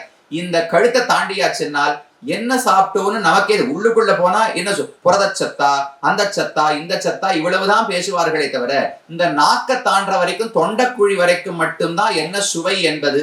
அதை தாண்டி விட்டதென்றால் எது நல்லது செய்யும்னு பார்த்துத்தான் பிரயோஜனமே தவிர எது சுவையாக இருக்கும் என்பது பிரயோஜனமே கிடையாது. அப்ப 100 ரூபாய் கொடுத்தேன், ஒரு பொருளை வாங்கினேன், சாப்பிட்டு விட்டேன் என்றால் அந்த சமயத்துக்கு இன்பம் கிடைத்து விடும். ஆனா அது நிலைத்து ஒரு நாளும் இருக்காது. அதுவே இந்த 100 ரூபாயை வைத்து நான் ஏதோ ஒரு தர்ம காரியம் பண்றேன், 100 ரூபாயில பண்ண முடியாதா? பெரியவர் யாரோ ஒருத்தர் பண்ணும் போது ஒரு பங்கு அதில் கொள்ளுகிறேன் என்றால் அது ஒரு பெரிய புண்ணியத்தில் போய் முடியும். அந்த புண்ணியம் எனக்கு சுகம் கொடுக்கும் போது இதை போல நிலை நிற்காத சுகமா இருக்காது, கொஞ்சம் நீண்ட காலத்துக்கு அனுபவிக்க கூடிய இன்பமாக இருக்கும். அதனால முதல்ல வித்யை, வித்தையாலே பணிவு, பணிவிற்கு பிறகு செல்வம், செல்வத்தை கொண்டு தர்மம், தர்மத்தை கொண்டு இன்பம் என்று சாஸ்திரம் ஒரு வழி வகுக்கிறது. அதனால தான் இந்த தர்மம் என்பதை மிக முக்கியமாக தெரிவிக்கிறார்கள். ஆண்டாள் பக்திக்காகவே எழுதப்பட்ட பிரபந்தமாக இருந்தாலும் பல இடங்கள்ல தானத்தை பற்றியும் தர்மத்தை பற்றியும் கற்றுக்கரவை கணங்கள் பலகரந்து செற்றார் திரளழிய சென்னு செரு செய்யும் குற்றமொன்னில்லாத கோவலர்தம் பொற்கொடியே என்று 11வது பாசுரத்துல பாடுகிறாளோ இல்லையோ. அந்த ஒரு இடையன், கோவலன்னு சொன்னா யாரோ ஒரு கோபன், ஒரு இடையன், அவன் தன்னுடைய தர்மத்தை விடாமல் அனுஷ்டிக்கிறாராம். எத்தனை பசுமாடுகள் இருந்தாலும் தான் ஒருத்தனாக அனைத்தையும் கறந்து விடுவானாம். இடையனுக்கு தர்மம் என்ன? பசுமாடுகளை நேரத்துக்கு கறக்க வேண்டும். கண்ணுக்குட்டிக்கும் பசி எடுத்து அது அழக்கூடாது, தாய்க்கும் பால் கொடுக்க முடியவில்லையேன்னு வருத்தம் ஏற்படக்கூடாது. சரியா கண்ணுக்குட்டியை விடணும், அது வேண்டிய அளவுக்கு சாப்பிடணும், கண்ணுக்குட்டியை விளக்கணும், பாத்திரத்துல பாலை பிடிக்கணும், அதை கொண்டு போய் எல்லாருக்கும் விற்று அதை பணமாக்கி தான் வாழ வேண்டும். இதுதான் அவருக்கு கடமை.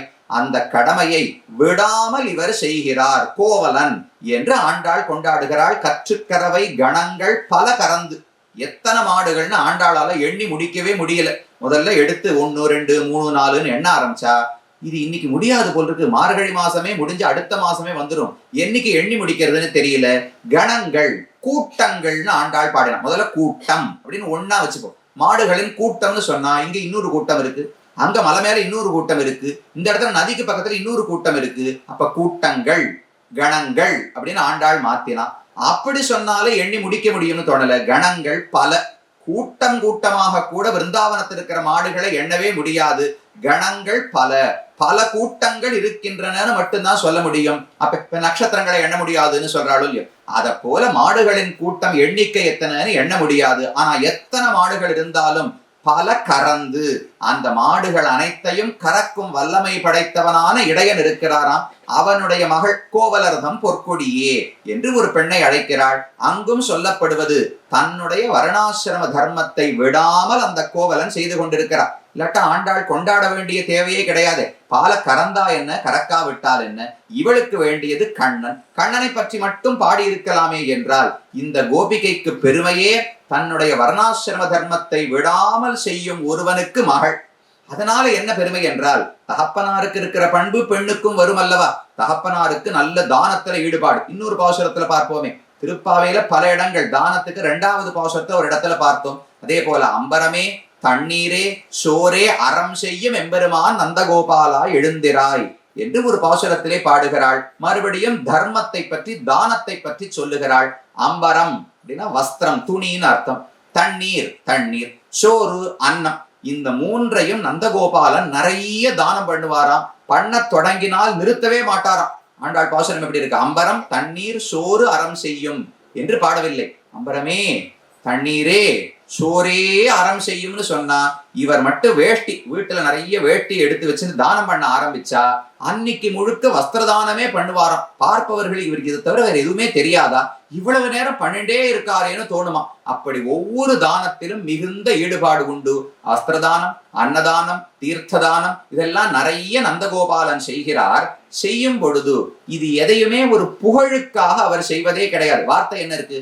அம்பரமே தண்ணீரே சோரே அறம் செய்யும். அறம்னு சொன்னா தர்மம்னு அர்த்தம்.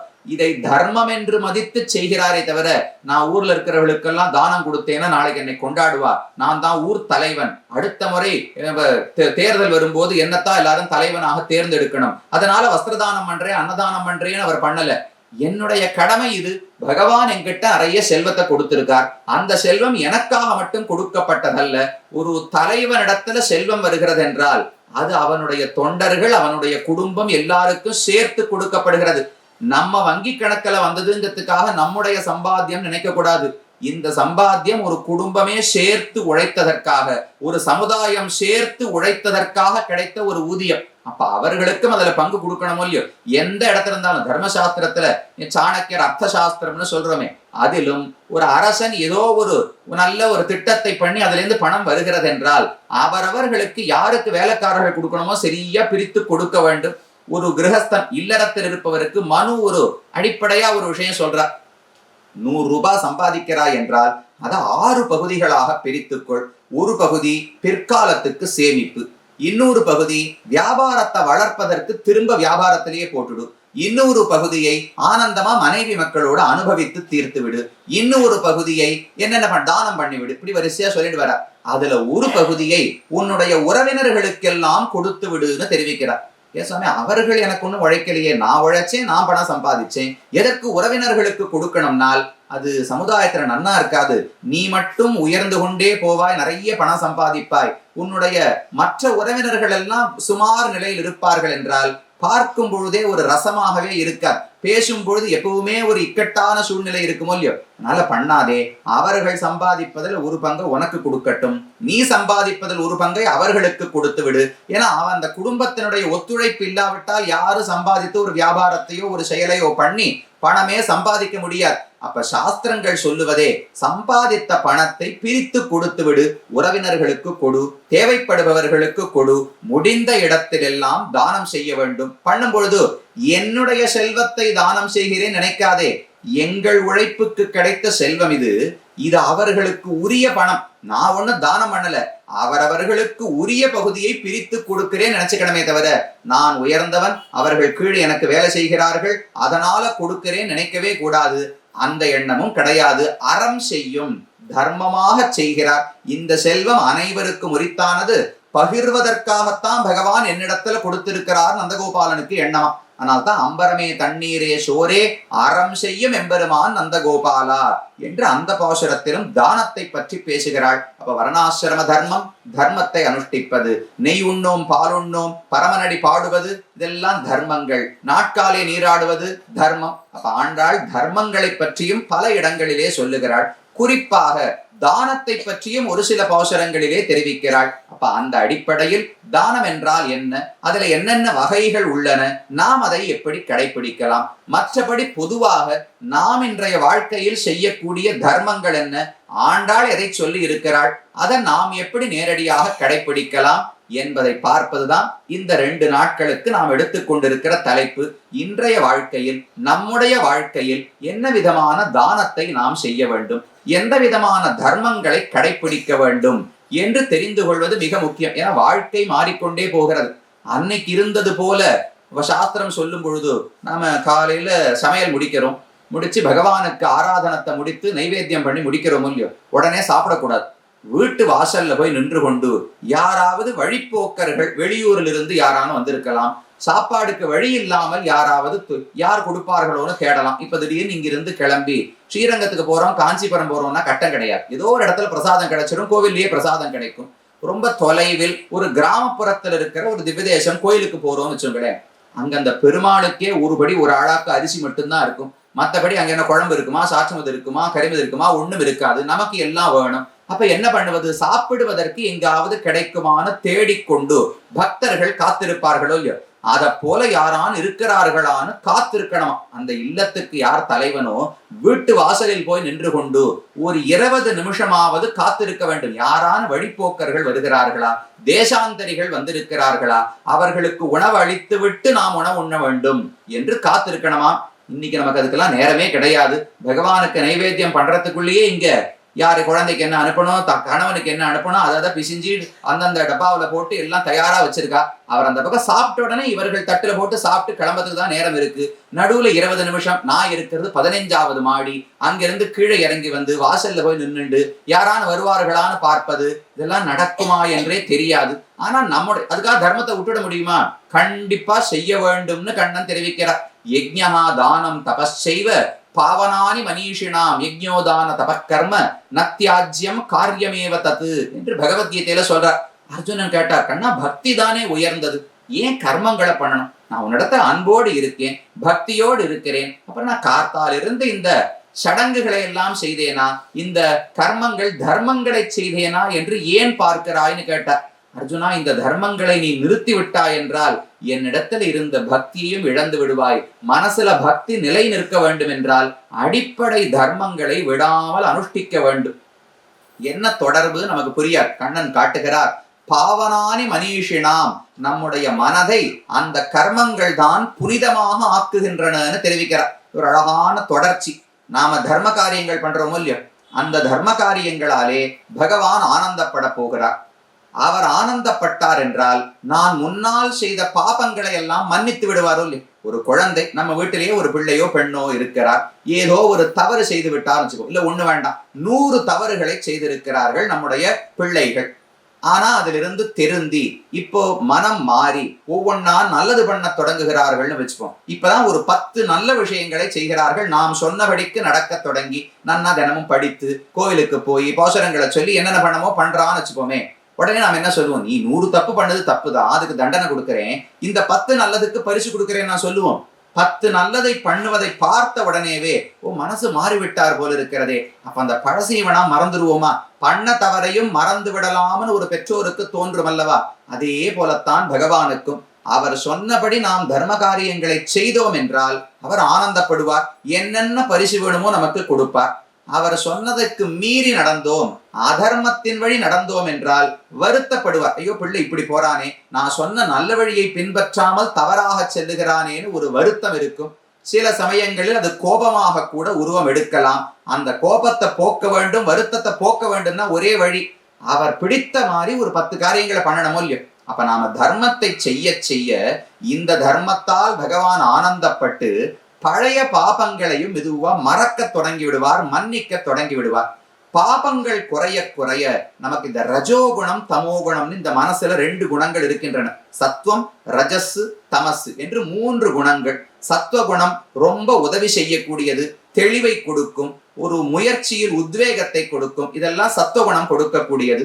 ரஜோகுணம் விருப்பு, வெறுப்பு, கோபம் இதை அனைத்தையும் கொடுக்கும். தமோகுணம் தூக்கம், கவனமின்மை, சோம்பேறித்தனம் இது அனைத்தையும் கொடுக்கும். சத்துவம், ரஜஸ், தமசுன்னு 3 குணங்கள் இந்த உடலில் இருக்கின்றன, இந்த மனதில் இருக்கின்றன, இந்த புஷ்பத்தில் இருக்கின்றன, இந்த காகிதத்தில் இருக்கின்றன, எல்லாத்திலையும் உண்டு.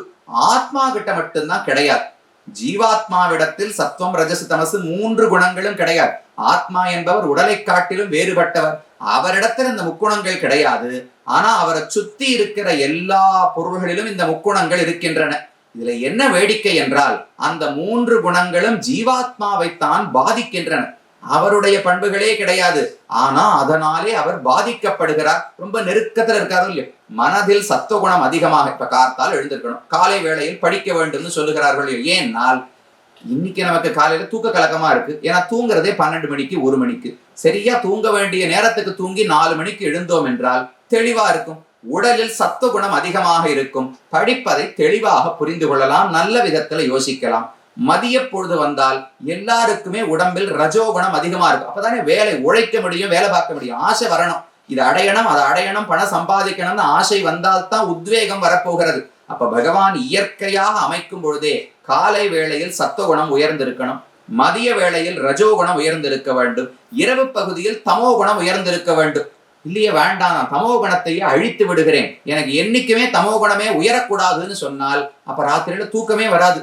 தமோ குணம் வந்தால்தான் உடம்பு களைத்து போய் தூக்கமே வரும். இல்லாட்டா அதுக்கு போய் மருத்துவர் இடத்துல மாத்திரை வாங்கி சாப்பிடணும். சாமி தூக்கமே வரல, ஏதான மாத்திரை கொடுங்க, அவரிடத்துல போய் நிற்கணும். அப்ப அந்தந்த குணம் வர வேண்டிய நேரத்தில் வர வேண்டும், அதை பயன்படுத்த வேண்டும்.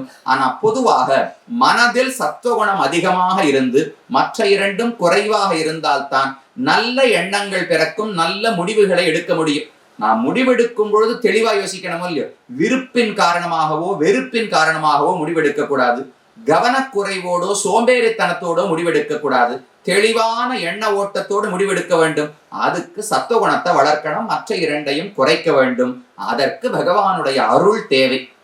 நான் தர்மங்களை பண்ண தர்மேண பாபம் அபனுததி என்று சாஸ்திரம் தெரிவிக்கிறது. நாம் தர்மத்தை செய்ய அதனால பகவான் மகிழ்ந்து நம்முடைய பாபங்களை எல்லாம் மன்னித்து விடுகிறார். பாபம் குறைய மனதில் இருக்கிற ரஜோகுணமும் தமோகுணமும் குறையும். அந்த இரண்டும் குறைந்தால்தான் விருப்பு பேராசை, வஞ்சனை, ஏமாற்றும் புத்தி இது எல்லாம் குறைந்து விடும். அப்பதானே மனசு தெளிவா இருக்கும். தெளிவான மனதை கொண்டுதான் பகவானிடத்துல பக்தி செலுத்தவே முடியும். நாம தினமும் நெத்திக்கு திலகம் இட்டுக்கிறோம் இல்லையோ, திருமணம் இட்டுக்கிறோம், விபூதி இட்டுக்கிறோம், ஏதோ ஒண்ணு இட்டுக்கிறோம். ஒரு கண்ணாடியை பார்த்து தானே இட்டுக்கிறோம். இந்த கண்ணாடி இன்னைக்கு எடுத்து பார்த்தா ரொம்ப அழுக்கா இருந்தது. ஒரு துணி எடுத்து நன்னா கண்ணாடியை தொடச்சிட்டு பார்த்தேன், அழகா திருமணம் இட்டுட்டு வந்துட்டேன்.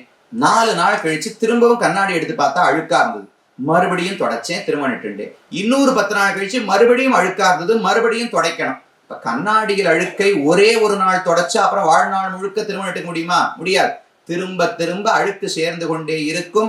அதை அவ்வப்போது விலக்கி போக்கிக் கொண்டே இருக்க வேண்டும். இதே போலதான் மனசு என்பது ஒரு கண்ணாடி, ஒரு திரை. இந்த திரையை வச்சுதான் பரமாத்மாவை நான் பார்க்க போறேன். அப்ப அந்த திரை தூய்மையா இருக்கணுமோ இல்லையோ. ஒவ்வொரு முறையும் ரஜோகுணம் தமோகுணம் மெதுவா உள்ள வந்து சேரும். அதை தொடைத்து தினமும் போக்கிக் கொண்டே இருந்தால் தான் மனசு தூய்மையா இருக்கும். அதற்காகத்தான் தர்மத்தை செய்ய வேண்டும் என்று சாஸ்திரங்கள் சொல்லுகின்றன. அப்ப தர்மம் தான் அடிப்படை. அதற்கு மேல கட்டப்பட்ட கட்டடம் தான் பக்தி என்பது.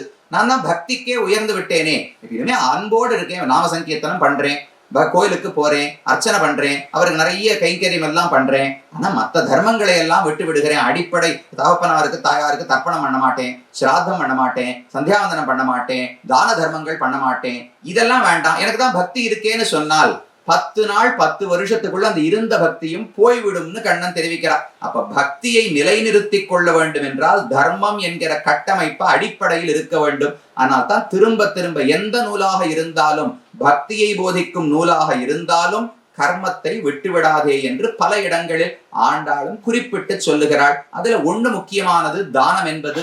அந்த தானத்தை பற்றி இன்றைக்கு ஓரளவுக்கு மிச்சம் எவ்வளவு நேரம் இருக்கிறதோ அதில் தானத்தை பற்றி பார்ப்போம். மற்ற தர்மங்கள் என்ன? தானமும் தர்மமும்னு தலைப்பு போட்டிருக்கு. தானமும் ஒரு தர்மம் தானே, அதென்ன தனியா எடுத்து சொல்லணுமான்னு கேட்டால் ஆண்டாள் தனியா எடுத்து சொல்லியிருக்காளோ இல்லையோ. பொதுவா தர்மங்களை பல இடங்களில் சொல்லிவிட்டு தானத்தை மட்டும் சில பாசுரங்களில் குறிப்பிட்டு சொல்லி இருக்கிறாள். அப்ப ஆண்டாளுக்கு அதுல விசேஷமான கருத்து இருக்கிறதுன்னு அர்த்தம். மக்களுக்கு எந்த விதமான குறையும் இருக்கக்கூடாது, நீங்காத செல்வம் நிறைந்துன்னு 3வது பாசுரம். ஓங்கி உலகளந்த உத்தமன் பேர் பாடி மாதம் மும்மாறி பொழிய வேண்டும், எங்கும் நீர் நன்றாக இருக்க வேண்டும், ஊடு கயலுகள பூங்குவளை போதில் பொறிவண்டு கண்படுப்ப தேங்காதே புக்கிருந்து சீர்த்தமலை பற்றி வாங்க குடம் நிறைக்கும் வள்ளல் பெரும் பசுக்கள். எத்தனை குடங்களை வச்சாலும் பசுமாடு பால கறந்து கொண்டே இருக்கணும். அப்படி நீங்காத செல்வம் நிறைய வேண்டும் என்று ஆண்டாள் பிரார்த்திக்கிறாள். ஆண்டாளுக்கு செல்வத்தில் என்ன ஆசை? இவள் ஆசைப்பட்டது கண்ணனைத்தானே. இப்ப பணங்காசு வரணும்னு ஏன் பாடுகிறாள் என்றால் தன்னுடைய ஆனந்தத்துக்காக அல்ல, ஊர் மக்கள் ஆனந்தமாக இருக்க வேண்டும் இல்லையோ. தான் மட்டும் ஆனந்தப்பட்டு ஊரில் அனைவரும் பஞ்சத்தில் வாடுவதை ஆண்டாளால் பொறுக்க முடியாது. எல்லாரும் சந்தோஷமா இருக்கணும். அவரவர்களுக்கு என்ன ஆசையோ அதை அவரவர்கள் அடைய வேண்டும். எனக்கு கண்ணன் வேண்டும், எனக்கு கண்ணனை அடைய வேண்டும். என்கிற எண்ணம் ஆண்டாளுக்கு. அதனால தானத்தை விசேஷமாக சொல்லி அதை தவிர பல தர்மங்களை தெரிவிக்கிறாள். அதனால நானும் தாமம்னா என்னன்னு இன்றைக்கு பார்ப்போம். மற்ற தர்மங்கள் நாம் என்ன கடைபிடிக்கலாம், இன்றைக்கு அதை எப்படி நாம் பார்க்க வேண்டும், என்ன கண்ணோட்டத்தில் சாஸ்திரங்கள் சொல்லுகின்றன என்பதை நாளைய தினம் அனுபவிப்போம். முதல்ல தானம் என்றால் என்ன? தர்மம் என்பது பொதுவாக நாம் செய்ய வேண்டிய எல்லா கடமைகளையும் குறிக்கும். அந்த தர்மம் என்றால் என்ன, எப்படி பண்ணணும்னு நாளை பார்ப்போம். அதுல ஒரு சிறப்பான தர்மம் தானம். தானம்னு சொல்லப்படுகிறது. தானம்னா ஒண்ணுமே இல்லை, எனக்கு தெரிஞ்ச பொருள் தான். நம்மிடத்தில் இருக்கும் ஏதோ ஒரு பொருளை மற்றொருவருக்கு வழங்குகிறோம். இது இனி என்னுடைய சொத்து அல்ல, இது உங்களுடைய சொத்து. கடன் கொடுப்பதை போல கிடையாது. கடன் கொடுக்கிறோம்னா இது என் சொத்து தான், திரும்ப வர வேண்டும்னு எதிர்பார்க்கிறேன்னு அர்த்தம். தானம் கொடுக்கும் பொழுது இது இனிமேல் என்னுடைய சொத்தே கிடையாது. இந்திரா ஒரு ஆகுதி யாகம் பண்றோமோ இல்லையோ, யாகம் பண்ணும்போது என்ன சொல்றோம், இந்திராய இதம் ந மம, இந்த ஆகுதியை இந்த பொருளை இந்திரனுக்கு வழங்குகிறேன், இது இனிமேல் என்னுடையது அல்ல என்று தியாகம் பண்ணுகிறோமோ இல்லையோ. தியாகம்னு சொன்னாலும் தானம்னு சொன்னாலும் கிட்டத்தட்ட ஒரே பொருள் தான். யாரோ ஒருவருக்கு என்னுடைய சொத்தான பொருளை வேறு ஒருவருக்கு நான் கொடுக்கிறேன், இதற்கு தானம் என்று பெயர் சொல்லப்படுகிறது. இந்த தானத்தை எப்படி செய்கிறோமோ அதை பொறுத்து வெவ்வேறு விதமான பயன்கள் உள்ளன என்று தெரிவிக்கிறார்கள். உண்மையில தானத்தால புகழ் பெற்றவர் கர்ணன்னு சொல்றோம். யார் எதை கேட்டாலும் தானம் கொடுத்தார். மகாபலி தானத்துக்கென்றே பேர் போனவர். அதனால தானே அதை பயன்படுத்தி வாமனமூர்த்தி தானம் கேட்டு போனார். மகாபலிக்கு யார் எதை கேட்டாலும் கொடுக்க வேண்டும். விரீடா வித்த வதான்ய யசோ நாசீர தாட்டி பட்டஹா என்று சுவாமி வேதாந்த தேசிகன் தன்னுடைய தசாவதார ஸ்தோத்திரத்தை தெரிவிக்கிறார். வதான்யஹா, அந்த தானவன் அசுரனாக இருந்தாலும் அவனுக்கு வள்ளல் தன்மை மிக அதிகமாக இருந்தது. யார் எதை கேட்டாலும் கொடுக்கும் தன்மை இருந்தது. அதை பயன்படுத்தித்தான் வாமனமூர்த்தி 3 அடி மண் கொடுன்னு கேட்டு உலகத்தையே திரும்ப பெற்றார். ஆச்சாரியனே வந்து தடுத்தார். மகாபலிக்கு ஆச்சாரியன் சுக்கராச்சாரியர் ஓடி வந்து, வேண்டாம் இவருக்கு கொடுக்காதே, இந்த பிள்ளைய பார்த்தா இது உண்மையான பிராமணனா தோன்றவில்லை, விஷ்ணுவே அவதரித்திருக்கிறார்னு தோன்றுகிறது, இவனுக்கு 3 அடி மண் கொடுத்தாய் என்றால் உன் செல்வம் அனைத்தையும் இழந்து விடுவாய், வேண்டாம் என்று சுக்கராச்சாரியர் தடுத்தாராம். மகாபலி சொன்னான், அது எப்படி, நான் கொடுக்கிறேன், கொடுக்க வேண்டும் என்கிற எண்ணம் இருக்கிறது, யார் கேட்டாலும் கொடுத்துத்தான் ஆக வேண்டும். இதனால என்ன விளைவு ஏற்படும் என்னால யோசிக்க முடியாது. ஒருவேளை இது விஷ்ணுவாகவே இருந்தாலும் எனக்கு பெருமை தானே, விஷ்ணுவுக்கே நான் தான் தானம் கொடுத்தேன்னு எனக்கு பெருமை வருகிறதோ இல்லையோ, அதற்காகவாவது கொடுப்பேன் என்று ஆச்சாரியன் சொன்னதையும் மீறி தானத்தை கொடுத்தார் மகாபலி. இப்படி எத்தனையோ பேர், மகாபலி ஒரு தவறான எடுத்துக்காட்டாக இருக்கலாம், பல பேரும் தானத்தை நன்றாக செய்து அதற்கு பெயர் போனவர்களும் உண்டு. அப்படி தானம் என்பதை எப்படி செய்ய வேண்டும், அதுல பல விதங்கள், என்ன கண்ணோட்டத்தில் எப்படி தானத்தை செய்ய வேண்டும் என்று தெரிவிக்கிறார்கள். முதலில் தானத்தில் 6 பகுதிகள் இருக்கின்றன. அப்படியே சின்ன சின்னதா பிரிச்சு பாருங்க, எவ்வளவு ஆழமா யோசிக்கணும்னு சாஸ்திரத்தை பார்த்து நாம் புரிந்து கொள்ள வேண்டும். நம்முடைய பொருளை மற்றொருவருக்கு தானம் கொடுக்கிறோம், அவருடைய சொத்தாக ஆக்குகிறோம், இவ்வளவுதானே தானம் என்கிற செயல். அதுல 6 பகுதிகள் இருக்கின்றன தெரிவிக்கிறார். தாத்தா பிரதிகிரஹீதாச்ச ஸ்ரத்தா தேயம் ச தர்மயுக் தேச காலௌச்ச தானானாம் அங்கான் ஏதானி ஷட்விதுஹு என்று பீஷ்மாச்சாரியர் யுதிஷ்டிரனுக்கு உபதேசிக்கிறார். இந்த தானத்தினுடைய பெருமை பல இடங்களில் ராமாயணத்தில் சொல்லப்பட்டிருக்கு. மகாபாரதத்தில் விசேஷமாக தான தர்ம பர்வா என்று ஒரு பருவம். யுதிஷ்டிரன் ஜெயித்து விட்டான், பீஷ்மாச்சாரியர் அம்பு படுக்கையிலே கிடக்கிறார், அவர் மரணம் அடைய போகிறார், உத்தராயணம் வரணும்னு காத்து கொண்டிருக்கிறார். அப்ப கண்ணன் சொல்றார், அவர் மட்டும் புறப்பட்டு போயிட்டார்னால் ஞானமே உலகத்திலிருந்து வழுங்கி போய்விடும், தர்மத்தை பற்றி நீ தெரிந்து கொள்ளவே முடியாது, யுதிஷ்டிரா சீக்கிரமா போய் அவரிடத்துல உபதேசங்களை கேள் என்று கண்ணன் தூண்டுகிறார். அனுசாசன பர்வா என்று ஒரு பெரிய பருவம். பீஷ்மாச்சாரியர் யுதிஷ்டிரனுக்கு பலவிதமான உபதேசங்களை பண்ணுகிறார். ராஜா எப்படி நடக்க வேண்டும், சாதாரணமா மனுஷன் எப்படி நடக்க வேண்டும், மோட்சத்தில் ஆசை இருப்பவன் எப்படி நடக்க வேண்டும், அதுலதான் சகஸ்ரநாமத்தினுடைய உபதேசமும் வருகிறது. இதெல்லாம் இந்த அனுசாசன பருவத்தில் தான் உள்ளே அடங்கி இருக்கிறது. அதுல தான தர்ம பருவா என்று ஒரு உப பருவா, கிளை பருவம். அதுலதான் இந்த தானத்தை பற்றி பல இடங்களிலே பீஷ்மாச்சாரியர் உபதேசிக்கிறார். அதுல ஒரு இடத்துல சொல்றார், இப்படி 6 அங்கங்கள் பகுதிகள் தானத்துக்கு இருக்கின்றன. கொடுப்பவர், தானம் கொடுப்பவர் முதல் வியக்தி, தானத்தை பெறுபவர் 2வது வியக்தி, கொடுக்கப்படும் பொருள் 3வது, ஸ்ரத்தா அடுத்து ஒண்ணு கண்ணுக்கு தெரியாத ஒன்ன சேர்க்கிறார் பீஷ்மாச்சாரியர். கொடுக்கிறவர் கண்ணுக்கு தெரிகிறார், வாங்குறவர் கண்ணுக்கு தெரிகிறார், கொடுக்கப்படும் பொருள் கண்ணுக்கு தெரிகிறது, கண்ணுக்கு தெரியாத ஒண்ணு இருக்கான். என்னதுனால் ஸ்ரத்தை, மனதில் என்ன எண்ணத்தோடு கொடுக்கிறான் என்பது மிக முக்கியமானது. வெளிப்பட பார்க்கும்போது செய்யும் செயலுக்கு ஓரளவுக்குத்தான் மதிப்பு உண்டு. அதற்கு என்ன எண்ணத்தோடு செய்கிறேனோ அதை வைத்துத்தானே அந்த செயலுக்கே பெருமை ஏற்படுகிறது. ஒண்ணுமே வேண்டாம், ஒருத்தர் காலில் விழறேன், விழும்போது இவர் ரொம்ப பெரியவர், இவர் ஆசீர்வாதம் இருந்தால்தான் நான் நன்னா இருப்பேங்கிற எண்ணத்தோடும் விடலாம் இல்லையா? இவர் காலெல்லாம் விழ வேண்டியிருக்கு, எனக்கு வந்த நேரத்தை பார்த்தீங்களா என்கிற எண்ணத்தோடும் விடலாம். அப்ப அது நிஜமா நமஸ்காரமா? நமஸ்காரம்னு சொல்லணும்னால் அடியேன் தாழ்ந்தவன், நீர் உயர்ந்தவன்கிற எண்ணத்தோடு காலில் விழுந்தால்தான் அது வணக்கம்னு சொல்லவே முடியும். வணக்கம்னாலே தலை குனியணுமோ இல்லையோ? எனக்கு உள்ளுக்குள்ள மனசு அகங்காரமா இப்படி பார்த்துட்டு இருக்கு, இந்த தலை மட்டும் பூமியில பட்டு பிரயோஜனமே கிடையாது. அப்ப செயல் என்ன இருக்கிறதோ அது முக்கியம் அல்ல, அதற்குள்ள இருக்கக்கூடிய எண்ணம் தானே செயலை மாற்றுகிறது. பகவானுக்கு புஷ்பங்களை எடுத்து மாலையாக தொடுத்து சமர்ப்பிக்க வேண்டும். 2 வழி இருக்கு. ஒண்ணு, நேர கோவிலுக்கு போனேன், உதிரி புஷ்பத்தெல்லாம் எடுத்துட்டு போனேன், உட்கார்ந்துட்டு அங்கேயே தொடுத்தேன், பகவானுடைய நாமங்களையே பாடிக்கொண்டிருந்தேன், அவனை பத்தின சிந்தையிலேயே மாலையை தொடுத்து சமர்ப்பித்து விட்டேன். இது ஒரு வழி இல்லையா? வீட்டுல தொலைக்காட்சியை போட்டு விட்டு அதுல என்னென்னமோ பாட்டு பாடிட்டு இருந்தது, அதை பார்த்துட்டே கை மட்டும், பழக்கம் இருக்கு, 30 வருஷமா கட்டிட்டு இருக்கேன்னா கை மட்டும் மாலையை ரொம்ப அழகா தொடுத்துரும். அந்த மாலையை கொண்டு போய் பகவானிடத்துல சமர்ப்பித்தால் அவர் எதை பார்த்து ஆனந்தப்படுவார்? திரைப்படத்தை பார்த்து கட்டினவர் ரொம்ப நன்னா கட்டியிருக்கலாம், அடியனுக்கு சுமாரா கட்ட தெரிஞ்சுக்கலாம், ஆனா நாம சங்கீர்த்தனம் பண்ணிட்டு கட்டினேன்னால் அதைத்தானே பகவான் விரும்ப போகிறார். அப்ப செயல் முக்கியம் அல்ல, அந்த செயலுக்குள்ள இருக்கிற எண்ணம் தான் மிக முக்கியமானது. செயல் முக்கியமல்ல என்பதற்காக செயலை விட்டுடவும் முடியாது, செயலை கண்டிப்பாக செய்ய வேண்டும். அகர்மணி அகர்மய பஷ்யேது அகர்மணிச்ச கர்மயகான்னு கண்ணன் கீதையில சொல்றார். எந்த செயலாக இருந்தாலும் அதை வெறும் செயலாக பார்க்காதே, உள்ளுக்குள்ள எண்ணம் என்ன என்று பார். சரி, எண்ணம் மட்டும் நன்னா இருந்தா போதும். எனக்கு பகவானுக்கு 1000 புஷ்பங்களை தொடுத்து மாலையா சமர்ப்பிக்கணும்னு எண்ணம் அப்படின்னு சொல்லிட்டு அடுத்த வேலையை பார்க்க போகக்கூடாது. அதை முயற்சி பண்ணி ஒரு 10 புஷ்பத்தையான் நிஜமா சமர்ப்பிக்கணுமோ இல்லையோ, எண்ணம் இருந்து செயல்படுத்தாவிட்டாலும் பிரயோஜனமே கிடையாது, எந்த நன்மையும் ஏற்படாது. நல்லா செயல்படுத்தி எண்ணத்தில் அதை பத்தின ஒரு மரியாதையே இல்லாவிட்டால் அதுவும் சோபிக்காது. 2 சேரணும், கர்மா, உள்ளுக்குள்ள இருக்கிற எண்ணம், ஸ்ரத்தை, இந்த 2 சேர்ந்தால் தானே ஒரு செயல் சிறக்க போகிறது. அப்ப ஸ்ரத்தை என்பது 4வது பகுதி. கொடுப்பவர், பெறுபவர், கொடுக்கப்படும் பொருள் எந்த ஸ்ரத்தையோடு எண்ணத்தோடு கொடுக்கிறான். அதுக்கு மேல ஒரு 2, தேசம், காலம், எந்த இடத்தில் கொடுக்கப்படுகிறது, எந்த காலத்தில் கொடுக்கப்படுகிறது. இதை வைத்து அங்கங்கு சில தர்ம செயல்களுக்கு பெருமை உண்டு என்று சொல்லுகிறார்கள். இப்ப சில நதிக்கரைகளிலே தானம் பண்ணோம்னா அதற்கு சிறப்பு உண்டு. சரியோ நதிக்கரையில் கோதானம் செய்தால் சிறப்பு என்று சொல்லுகிறோம் இல்லையோ? இதை போல ஒவ்வொரு இடம், ஒவ்வொரு காலத்தில், இப்போ உபராக காலம் வருது இல்லையா, கிரகண காலம், கிரகண காலத்துல தானம் கொடுத்தால் சிறந்தது, கிரகண காலத்தில் ஜபம் செய்தால் சிறந்தது. இதை போல சில காலங்கள் சொல்லப்படுகின்றன. அதே போல வளர்பிறையில ஒரு தர்ம காரியத்தை பண்ணா நல்லது. ஆண்டாளே படுறாடு, நாம் மார்கழி திங்கள் மதி நிறைந்த நன்னாள், மதி நிறைந்த பௌர்ணமி இருக்குனாலே சுக்லபக்ஷம், வளர்பிறை இருக்கிறதுன்னு அர்த்தம். இந்த நோன்பை நாம வளர்பிறையில் ஆரம்பிக்கிறோமே, அதுவே ஒரு பெரிய நல்லது தானே.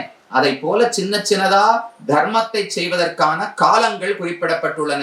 சில இடங்களில் செய்தால் அந்த தர்மத்தினுடைய பயன் பன்மடங்காக வளர்க்கப்படும் என்று சொல்லப்படுகிறது. அப்ப தேசம் முக்கியம், காலம் முக்கியம். இந்த 2ஐயும் சேர்த்தோம் என்றால் 6 அங்கங்கள் ஒரு தானத்துக்கு யோசித்துத்தான் நாம் கொடுக்க வேண்டும். முதல்ல நான் எப்படிப்பட்டவன்னு கண்டிப்பா பார்த்துத்தான் கொடுக்கணும். கொடுக்கும் பொழுது நான் நல்ல விதத்துல சம்பாதித்த பொருளைத்தான் கொடுக்க வேண்டும். நானே அநியாயமாக ஒரு பொருளை சம்பாதித்து விட்டு அதை இன்னொருத்தருக்கும் கொடுத்து தானம் கொடுத்தேன்னு சொன்னால் அது தானமாகவே சேராது, உயர்ந்த தானமாக சேராது. சுமாரா வச்சுக்கலாமே தவிர என்னுடைய பாபங்கள் அது போக்கி கொடுக்குமான்னு சொல்ல முடியாது. அப்ப நான் நியாயமான முறையில் சம்பாதிக்கப்பட்ட பணமாக இருக்க வேண்டும், ஏதோ ஒரு பொருளாக இருக்க வேண்டும், அதைத்தான் தானம் கொடுக்கணும். சரி, யாருக்கு கொடுக்க வேண்டும் என்று பார்த்தால் அவருக்கு சில வரையறைகள் சொல்லப்பட்டுள்ளன. யாருக்கு தேவை இருக்கோ அவருக்குத்தான் கொடுக்கணும்.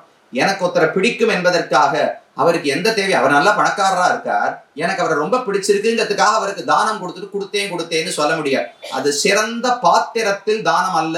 ஒரு மழை பெய்கிறதுன்னு வச்சுங்களேன், மழை பூமியில் பெய்தால் தான் பிரயோஜனம் உண்டு.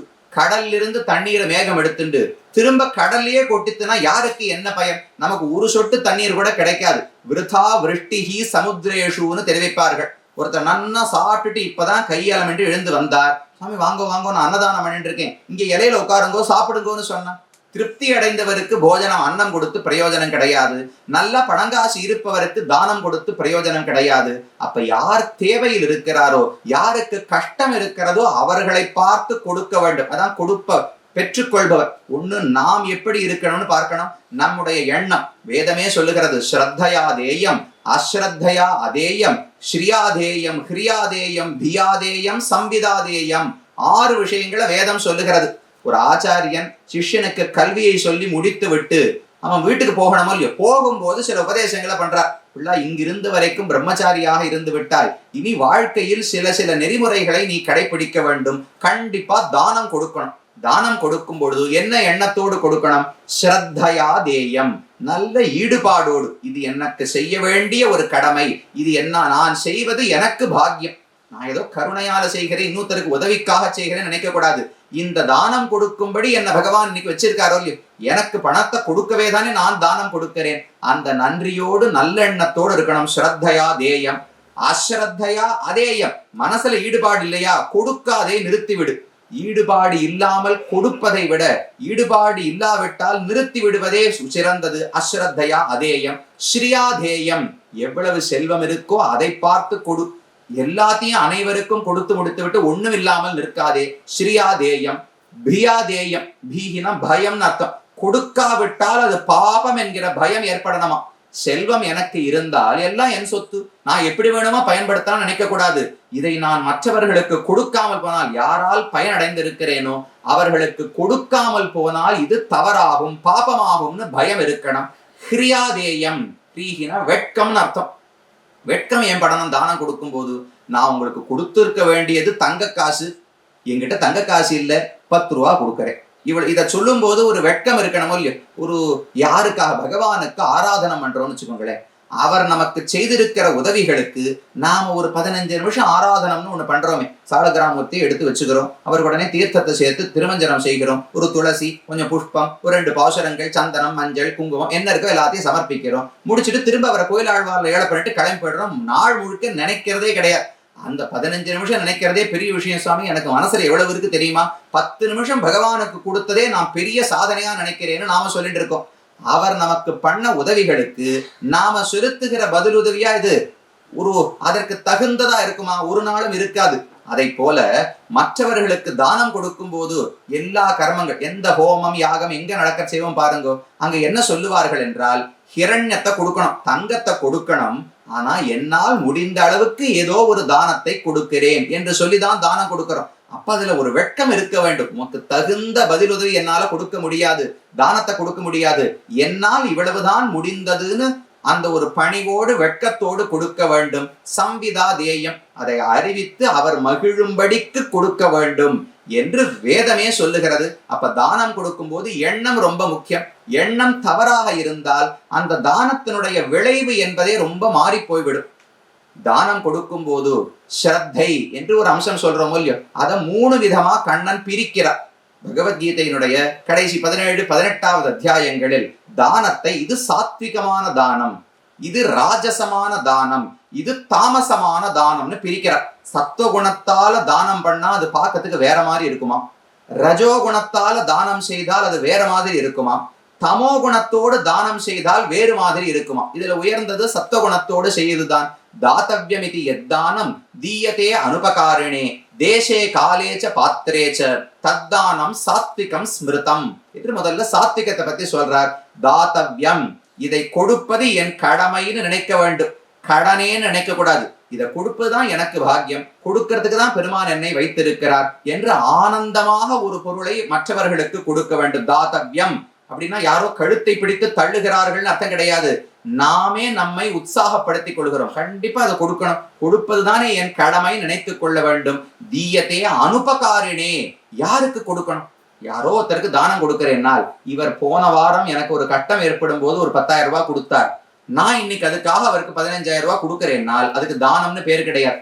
அவர் எனக்கு உதவி பண்ணார், நான் அதுக்கு பதிலுக்கு திரும்ப பணத்தை கட்டினேன்னா எப்படி தானம் ஆகும்? அப்ப அனுபகாரினே, எனக்கு அவர் முன்னும் எந்த உதவியும் செய்திருக்க கூடாது, பின்னும் அவரிடத்துல உதவியை எதிர்பார்த்து நாம் தானம் கொடுக்க கூடாது.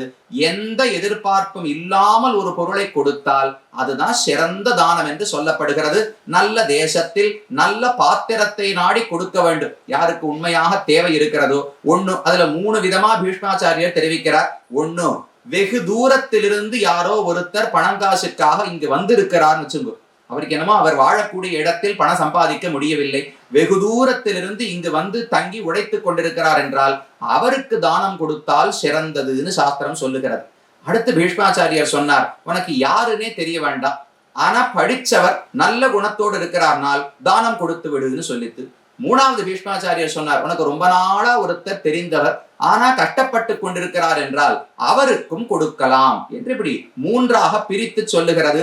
அபூர்வம் பாவையே பாத்திரம் எஸ்யாபிச்சாத் சிரோஷிதம். உனக்கு யாருன்னே தெரியாது, புதுசா ஒருத்தரை பாக்குற, ஆனா பார்த்தா நல்லவராக இருக்கிறார், பண்பாளராக இருக்கிறார்னா கொடுத்துரு. ரொம்ப நாளா உனக்கு ஒருத்தரை தெரியும், கஷ்டப்படுறாருன்னா கொடுத்துரு. எங்கிருந்தோ ஊரை விட்டு இங்கு வந்து துன்பத்தில் உழைத்து கொண்டிருக்கிறார் என்றால் அவருக்கு கொடுத்து விடு. இதெல்லாம் சிறந்த தானங்கள். இப்படிப்பட்ட பாத்திரத்தை தேர்ந்தெடுத்து கொடுக்க வேண்டுமே தவிர யாரோ ஒருத்தர் எனக்கு பிடிக்கும் என்பதற்காக தேவையில்லாதவருக்கு தானம் கொடுத்து விடவே கூடாது. அது சமுத்திரத்தில் மழை பெய்தது போல் வீணாக போய்விடும் என்று பீஷ்மர் தெரிவிக்கிறார். அப்ப நான் எப்படி இருக்க வேண்டும்? நியாயமான முறையில் பணத்தை சம்பாதிக்கணும், நல்ல எண்ணத்தோடு நான் இருக்க வேண்டும், அந்த ஸ்ரத்தையோடு சிறந்த பொருளை ஒருவருக்கு நான் கொடுக்க வேண்டும். எந்த இடத்தில் கொடுக்கிறேன், எந்த காலத்தில் கொடுக்கிறேன் என்பதையும் பார்த்து கொடுக்க வேண்டும். இதை பொறுத்துத்தான் ஒரு தானம் சிறப்படைகிறது என்று தெரிவிக்கிறார். அந்த எண்ணம் தான் ரொம்ப முக்கியம். மற்றதெல்லாம் கூட இப்ப நல்ல காலம் வரவில்லை, ஆனா ஏதோ சுமாரான காலத்துல கொடுத்தா அப்ப தானமே சுமாராக போய்விடுமா? 10 மடங்கு பயன் கிடைக்காது, 2 மடங்கு வேணா பயன் கிடைக்கலாம், 1 மடங்கு பயன் கிடைக்கலாம், தானம் சுமாராகி விடாது. ஆனா இந்த ஸ்ரத்தா எண்ணம்னு ஒண்ணு சொன்னாரு, அதுல தான் இன்னும் நிறைய கதைகள் இதிகாசங்களை ஆராய்ந்து பார்த்தோம் என்றால் தானத்தை பற்றி பல இடங்களில் அழகான சரித்திரங்கள் சொல்லப்படுகின்றன. அதுல ஒரு சரித்திரத்தை சொல்றார். நாரதர், அவருக்கு தான் எல்லாம் தெரியும், முக்காலத்தையும் உணர்ந்தவர், தேவ ரிஷி. அவர் ஒரு இடத்துல பிரயாணம் பண்ணி கொண்டிருக்கும் போது 3 அண்ணன் தம்பிகளை சந்தித்தார். ஒருத்தருக்கு அஷ்டகர்னு பெயர், அடுத்தவருக்கு பிரதர்தனன்னு பெயர், அடுத்தருக்கு வசுமனாகான்னு பெயர். 3 அண்ணன் தம்பிகள் இருந்தார்கள். 3 பேருக்கு தானத்துல ரொம்ப ஈடுபாடு உண்டு. 3 பேரும் நாரதரை பார்த்த உடனே என்ன தோணும்? நாரதர் நினைச்சா நாம் உடனே சண்டை மூட்டி விடுவார், கலகம் செய்து விடுவார் நினைப்போம். அவருக்கு அது குறிக்கோள் கிடையாது. ஒரு இடத்துல ஒரு குழப்பம் வந்தால்தானே பிற்பாடு தெளிவு ஏற்படும். நாரதருடைய எல்லா நடவடிக்கைகளையும் பாருங்க, குழப்பத்தை ஏற்படுத்துவார், ஆனா பிற்பாடு தெளிவு ஏற்பட வேண்டும் என்பதற்காக ஏற்படுத்துவாரே தவிர குழப்பணம் என்கிறதா ஏற்படுத்துவதே கிடையாது. நாரதர் என்கிற சொல்லுக்கே அதுதான் பொருள். அறிவின்மையை போக்கக்கூடியவர். நாரம்னு சொன்னா அறிவின்மை, தியதீனா அழிப்பவர் அர்த்தம். அறிவின்மையை அழித்து அறிவை கொடுக்கக்கூடியபடியால நாரதர்னு பெயர். அவரை இந்த 3 பேரும் பிடித்து கொண்டார்கள். நாரதரே, நீர்தான் தேவ ரகசியங்கள் எல்லாம் தெரிந்தவர், நாங்க 3 பேரும் நிறைய தானம் செய்திருக்கிறோம், யாருக்கு அதிகமான புண்ணியம், யார் ஸ்வர்க்கத்தில் நீண்ட நேரம் இருப்போம் என்று கேட்டார்கள். அவர் நாரதர் ஒவ்வொருத்தரா யோசிச்சு பார்த்தார். நீ பண்ண தானத்திலும் ஒரு குறை இருக்கிறது, நீ பண்ண தானத்திலும் குறை இருக்கிறது, இவர் பண்ண தானத்திலும் குறை இருக்கிறதுன்னு 3 பேருக்கு சொன்னார். என்னென்ன குறைகள், அதுதான் நமக்கு முக்கியம். அவ சொர்க்கத்துக்கு போனா என்ன, போகாட்டா நமக்கு என்ன, தானத்தில் என்ன குறைகள் வரலாம்னு இந்த கதையில தெரிவிக்கிறார். முதல்ல சொன்னார், அஷ்டகர்னு இருந்தாரு. அவர் ஒரு முறை நாரதரோடு கூட, இது முன்னால் நடந்த ஒரு கதையை நாரதர் சொல்றார். ஒரு 2 மாசம் 4 மாசத்துக்கு முன்னால் அஷ்டகரும் நாரதரும் தேர்ல சேர்ந்து போய்கொண்டிருந்தார்களாம். அப்ப ஏதோ ஒரு பூமி, ஒரு நிலத்தை தாண்டி போகும்போது அஷ்டகர் இந்த இடத்தை எல்லாம் பார்த்ததோ, இதெல்லாம் என்னுடைய பூமி தான், இதெல்லாம் இவர்களுக்கு தானம் கொடுத்திருக்கிறேன், இந்த பசுமாடுகள் எல்லாம் இவருக்கு தானம் கொடுத்திருக்கிறேன், அதுவும் அந்த ஒரு குளம் இருக்கு, அந்த குளத்தை இந்த ஊர் மக்களுக்கு தானம் கொடுத்திருக்கிறேன், இதெல்லாம் நான் கொடுத்தேன் கொடுத்தேன் கொடுத்தேன்னு சொல்லிக்கொண்டே வந்தாராம். இப்ப நாரதர் அதை சொல்லுகிறார். ஒரு விஷயத்தை தானம் செய்துவிட்டு நான் கொடுத்தேன் என்று அதை புகழ்ந்து பேசினால் அந்த தானத்துக்கு பயனே கிடையாது, அதனுடைய தரம் குறைந்து விடுகிறது. தர்மஹா க்ஷரதி கீர்த்தனாத்னு தெரிவிப்பார்கள். நான் ஒரு நல்ல காரியத்தை பண்ணிட்டு உடனே அதை புகைப்படம் பிடிச்சு பெரிய பெரிய பதாகைகளா எல்லா இடத்துலையும் ஒட்டி நான் தான் தானம் கொடுத்தேன், 100 ரூபாய் கொடுத்ததுக்கு 1000 ரூபாய்க்கு பதாகை அடிச்சிருவா, அதுக்குதான் செலவு அதிகமா இருக்கும். அந்த ஒரு புகழுக்காக செய்யக்கூடாது. நாம் செய்த தானத்தை நாமே புகழ்ந்து கொள்ளவும் கூடாது. இடக்கை கொடுத்தது வலக்கைக்கு தெரியக்கூடாதுன்னு சொல்றோமோ இல்லையோ, அது புரியவே புரியாது. இடது கைக்கு ஞானம் கிடையாது, வலது கைக்கு ஞானம் கிடையாது, நான் தானே தெரிஞ்சுக்கணும். நான் தான் ரெண்டு கையாலையும் கொடுக்க போறேன், இந்த கை கொடுத்தது அந்த கைக்கு தெரியக்கூடாதுன்னால் நாம பிரகடனப்படுத்தக்கூடாது, எங்கேயும் புகழை பேசக்கூடாதுன்னு அர்த்தம். பேசினால் அந்த தர்மத்தினுடைய புண்ணியம் குறைந்து போய்விடும். அப்ப நாரதர் சொன்னார், அட்டகரே, நீர் தர்மம் நிறைய தானத்தை கொடுத்திருக்கிறேன், ஆனா கொடுத்தேன் கொடுத்தேன் கொடுத்தேன்னு சொல்லி காட்டிக்கொண்டே இருந்தேன், அந்த தானத்துக்கு பெருமை கிடையாது.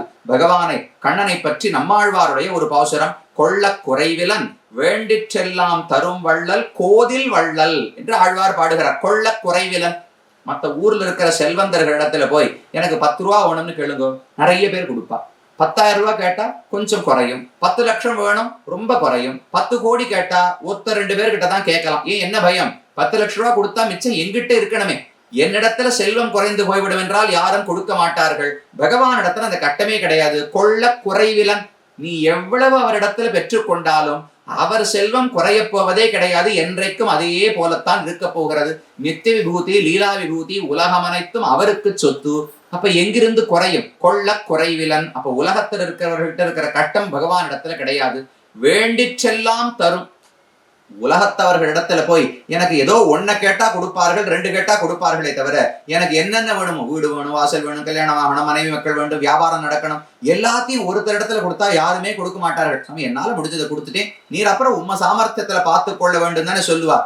பகவான் அதையும் சொல்ல மாட்டார். வேண்டிச்செல்லாம் தரும் வள்ளல். என்னென்ன ஒவ்வொரு தடவையும் திருமலை யாத்திரை போகும்போது சீட்டு எழுதுவோமோ இல்லையோ, ஆச்சு இப்பதான் 2 வருஷத்துக்கு ஒரு தடவை திருமலை யாத்திரைக்கு போகணும். எதுக்கு? பகவானை சேவிக்கணும்னு ஆசையானால் தேவைகள் மாறிவிட்டன. 2 வருஷம் முன்னாடி எனக்கு கல்யாணம் ஆகலையேன்னு வருத்தம், சீனிவாச பெருமான் இடத்துல கேட்டேன், ஆயிடுத்து. இப்ப குழந்தை பிறக்கலையேன்னு வருத்தம், திரும்ப போறேன். குழந்தைன்னா படிக்கணுமேனு ஆசை, திரும்ப போறேன். குழந்தை கல்யாணம் ஆகணுமேனு ஆசை, திரும்ப போறேன். பேரம்பேத்தி பிறக்கணுமேனு ஆசை, திரும்ப போறேன். என் தேவை மாற மாற சீனிவாச பெருமான் நினைவுக்கு வருகிறார், போய் போய் நிற்கிறோம். அதை போல எதை கேட்டாலும் கொடுக்கிறார்கள் இல்லையோ, இதை உலகத்தவர்கள் கொடுக்கவே மாட்டார்கள். பகவானிடத்துல இன்னொரு ஒரு பெருமையும் உண்டு, தன்னையே கேட்டாலும் கொடுப்பார்.